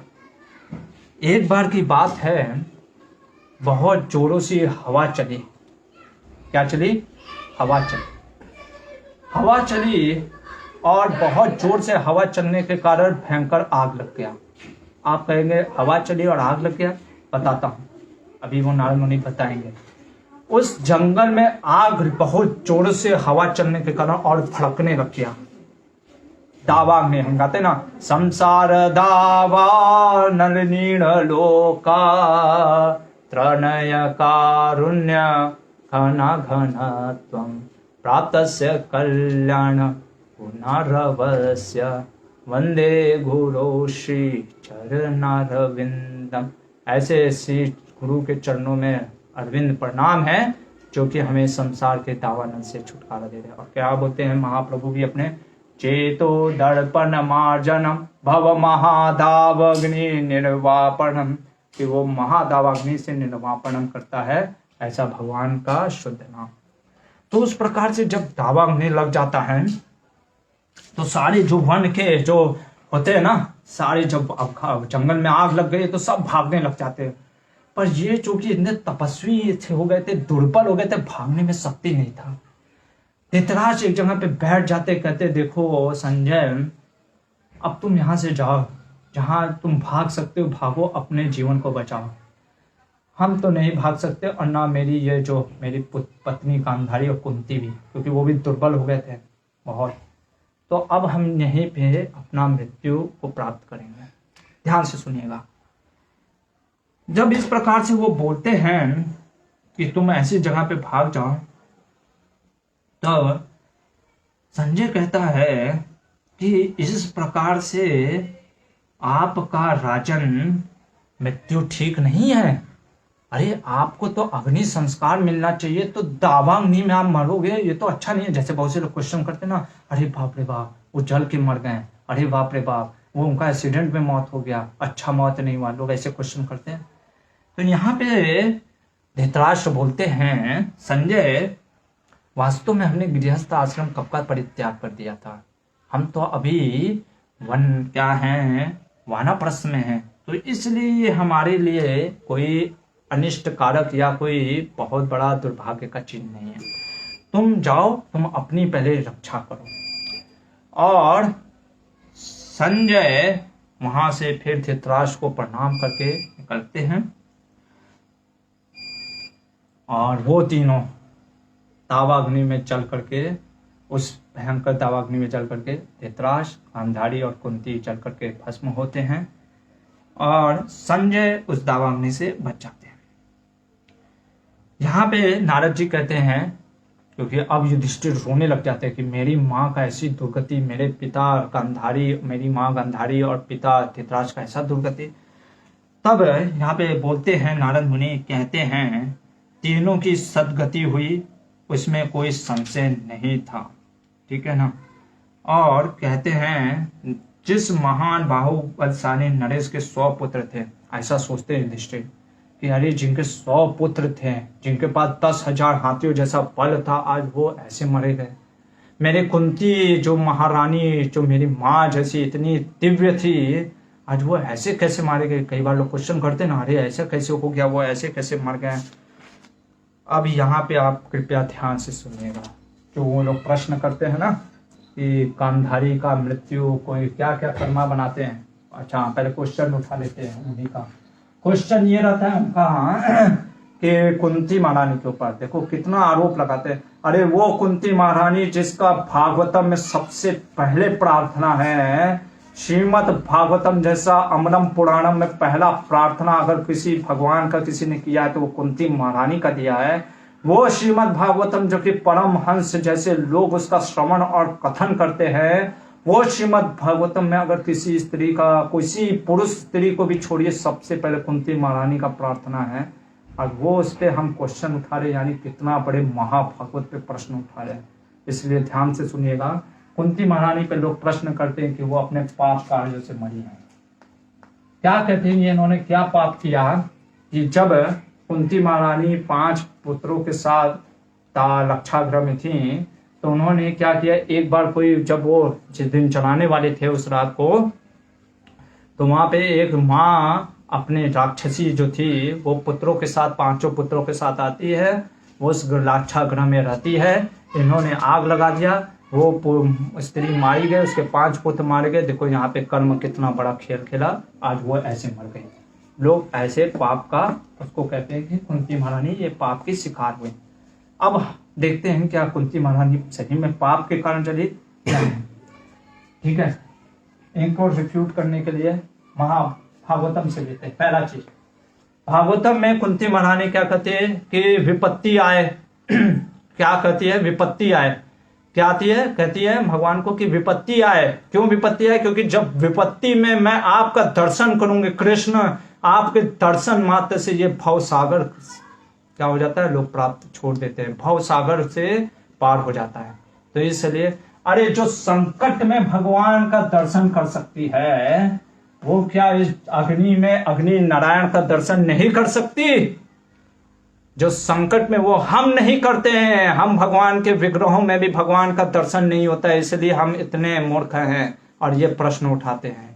अरे वो कुंती महारानी पश्यमपि न पश्यताम, जैसे बोलते हैं ना कि गीता में कि जिसका ज्ञान ढक जाता है ज्ञानता के अंधकार के कारण, उसको देखकर भी नहीं दिखता है। अरे वो कुंती महारानी तो हर जगह भगवान का दर्शन कर रही है।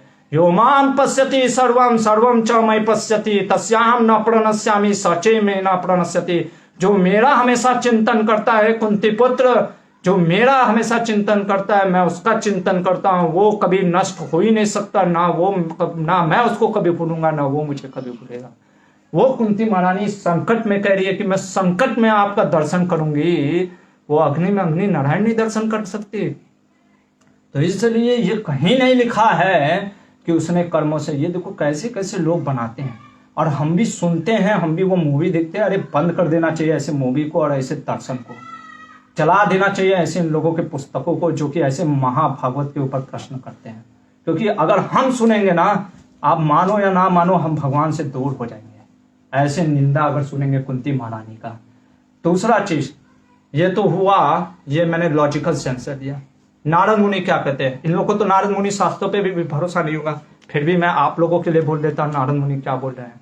सोचिए महाभारत में नारद मुनि क्या कहते हैं कि ये जो हवा चली, और ये मत सोचो कि ये अग्नि अपने आप कोई जैसे नहीं पेड़ का घर्षण से आग लगा, नहीं। नारद मुनि कहते हैं कि ये जो धृतराष्ट्र लोग थे, इन्होंने, क्योंकि ये वन में थे तो ये वन में यज्ञ और ये सब भी करते थे, तो इन्होंने एक अग्नि जलाई थी, यज्ञ की अग्नि जलाई थी। वही अग्नि को वो छोड़ करके निकले हुए होते हैं। हवा चलती है, वो यज्ञ की जो अग्नि होती है, साफ साफ लिखा है कि गंगा जी के तट पर मुझे जिनके दर्शन हुए थे उन मुनियों ने मुझे ऐसा ही बताया था। किन उन मुनियों ने? नारद मुनि को बताया। मुनियों ने क्या बताया कि राजा धृतराष्ट्र अपनी ही अग्नि से दाह को प्राप्त हुए हैं, तुम उन नरेश के लिए शोक न करो, वे परम उत्तम गति को प्राप्त हुए हैं। प्लीज नोट डाउन 39.7 वर्ष। उन लोगों के लिए जिनको लगता है कि वे लोग की जो मृत्यु हुई है ये अपने अग्नि से जल करके मर गए, नहीं, क्या लिखा है साफ साफ, परम उत्तम स परमाम गतिम। अगर कोई अपने कर्म से भोग के मर रहा है तो परम गति कैसे प्राप्त कर सकता है? और फिर मैंने भागवत से भी आपको दिखाया, जो संकट में भगवान को देख लीजिए तो अग्नि में अग्नि नारायण नहीं देख सकती, वो हम नहीं देख सकते भगवान के विग्रह में भगवान को, वो हमारी मूर्खता है, कुंती महारानी की नहीं है। अरे कोई 10 रोटी खा सकता है, हम भले खिचड़ी हम खा करके हमारा पेट खराब हो जाए, हम कह रहे तू 10 रोटी क्यों खा रहा है? भाई उसमें पचाने की ताकत है इसलिए वो खा ले रहा है। हम कह कि नहीं तुम खा नहीं सकते, तुम पचा नहीं सकते क्योंकि हम नहीं पचा सकते, तो ये तो मूर्खता होगी। आगे क्या बोलते हैं, तुम्हारी माता कुंती देवी, ध्यान दीजिएगा, तुम्हारी माता कुंती देवी गुरुजनों की सेवा के प्रभाव से बहुत बड़ी सिद्धि को प्राप्त हुई है, इस विषय में मुझे कोई संदेह नहीं है। गुरु सुश्रयाश्च जननी ते जनाधिपा प्राप्ता सुमतिम सिद्धमिति ते मात संशया, कोई संशय नहीं है। अरे जिसने जीवन भर, जिसने दुर्वासा मुनि को संतुष्ट कर लिया अपने बुद्धि से, वो कुंती महारानी जो भागवतम में आ रही हैं, वो कुंती महारानी जिसका महाभारत में शुरुआत में व्यासदेव लिखते, मैं धैर्य श्रद्धा दिखाता हूं इसका, वो कुंती महारानी को व्यासदेव करे अरे तुम कर्ण के लिए शोक मत करो, तुम तो बलवान हो, तपस्या से बलवान हो, तुम्हारा कोई भी कार्य कोई गलत नहीं है। और उस कुंती महारानी पे हम जैसे लिबरल लोग, हम थोड़ा सा ऑक्सफोर्ड में पढ़ के एक डिग्री ला करके ये बोलते हैं कि कुंती महारानी के ऊपर पाप किया, कर्म किया। ऐसे डिग्री को फाड़ दीजिए, आप चला दीजिए। अगर आप ऐसा क्वेश्चन उठा रहे हो, आपको पढ़ने का अधिकार नहीं है महाभारत, आप ऐसा क्वेश्चन उठा रहे हो कुंती महारानी पे। उसके आगे सुनिए क्या बोलते हैं, उन सभी श्रेष्ठ पुरुषों ने गंगा जी में क्या किया, ये गंगा जी में जल में स्नान किया। इन लोगों ने सभी जो ये जब बताते हैं नारद मुनि, और युयुत्सु ने फिर अपने पिता और माता को जलांजलि दिया, और फिर जो युधिष्ठिर ने अपने हरिद्वार में अपनी माँ के लिए भी वो गंगा में विधान किया। और यहाँ पे कहते हैं कि हे नारद मुनि कहते हैं तुमको कोई भी संशय नहीं होना चाहिए युधिष्ठिर कि तुम्हारी माँ का या तुम्हारे पिता गांधारी का या तुम्हारे किसका पिता धृतराष्ट्र गांधारी माता और तुम्हारी माँ कुंती का कोई दुर्गति हुआ। श्रील प्रभुपाद जी कहते हैं कि वास्तव में ये जो कुंती महारानी है और अर्जुन भगवान के हमेशा नित्य पार्षद है, ऐसे नित्य पार्षद पे अगर हम प्रश्न उठाएंगे तो बहुत बड़ा पाप लगेगा, बहुत बड़ा अपमान होगा। मेरा आप लोगों से विनती है, प्लीज़ आपको भगवान के शास्त्रों का पढ़ने का मन नहीं करता है, मत पढ़िए। कोई हम आपको फोर्स नहीं कर रहे हैं पढ़ने के लिए, पर गलत चीज़ का प्रचार मत करिए, गलत चीज़ को बोलिए नहीं कुंती महारानी के लिए, ठीक है। तो इससे क्या होगा, आपकी दुर्गति और चली जाएगी, क्योंकि आप इतना बड़ा महा अपराध कर रहे हैं, महापाप कर रहे हैं। कोई शास्त्र में कहीं ऐसा वर्णन नहीं है कि कहाँ भी लिखा हो कि महाकुंती महारानी ने को ये चीज़ किया गया अपराध से या उनके पाप का उनको हर चीज़ में आप कर्म मत लगाओ। हम अपने कर्म के कारण यहाँ पे आते हैं और भगवान के पार्षद कर्म के कारण नहीं आते हैं, वो हमको सिखाने आते हैं। कल हम यही चीज़ को देखेंगे। सबसे बड़ा क्वेश्चन कि कृष्णा जिनको देखो कृष्णा के ऊपर छोड़ेंगे अब कल, तो अब हम कल कृष्ण का लेंगे कि क्या कृष्ण भगवान भी कर्म के अधीन थे और उनको भी तीर से उनकी हत्या कर दी गई क्योंकि उन्होंने बलि को छिप करके मारा था। तो क्या वो जो हंटर था, जो शिकारी था, उसके तीर के कारण भगवान मरे? कौन था आखिर वो शिकारी? क्या था उसका रहस्य? क्या भगवान सही में उससे मर गए? इन सभी प्रश्नों का उत्तर देखेंगे कल। बहुत बहुत धन्यवाद। हरे कृष्णा। श्रील प्रभुपाद की जय।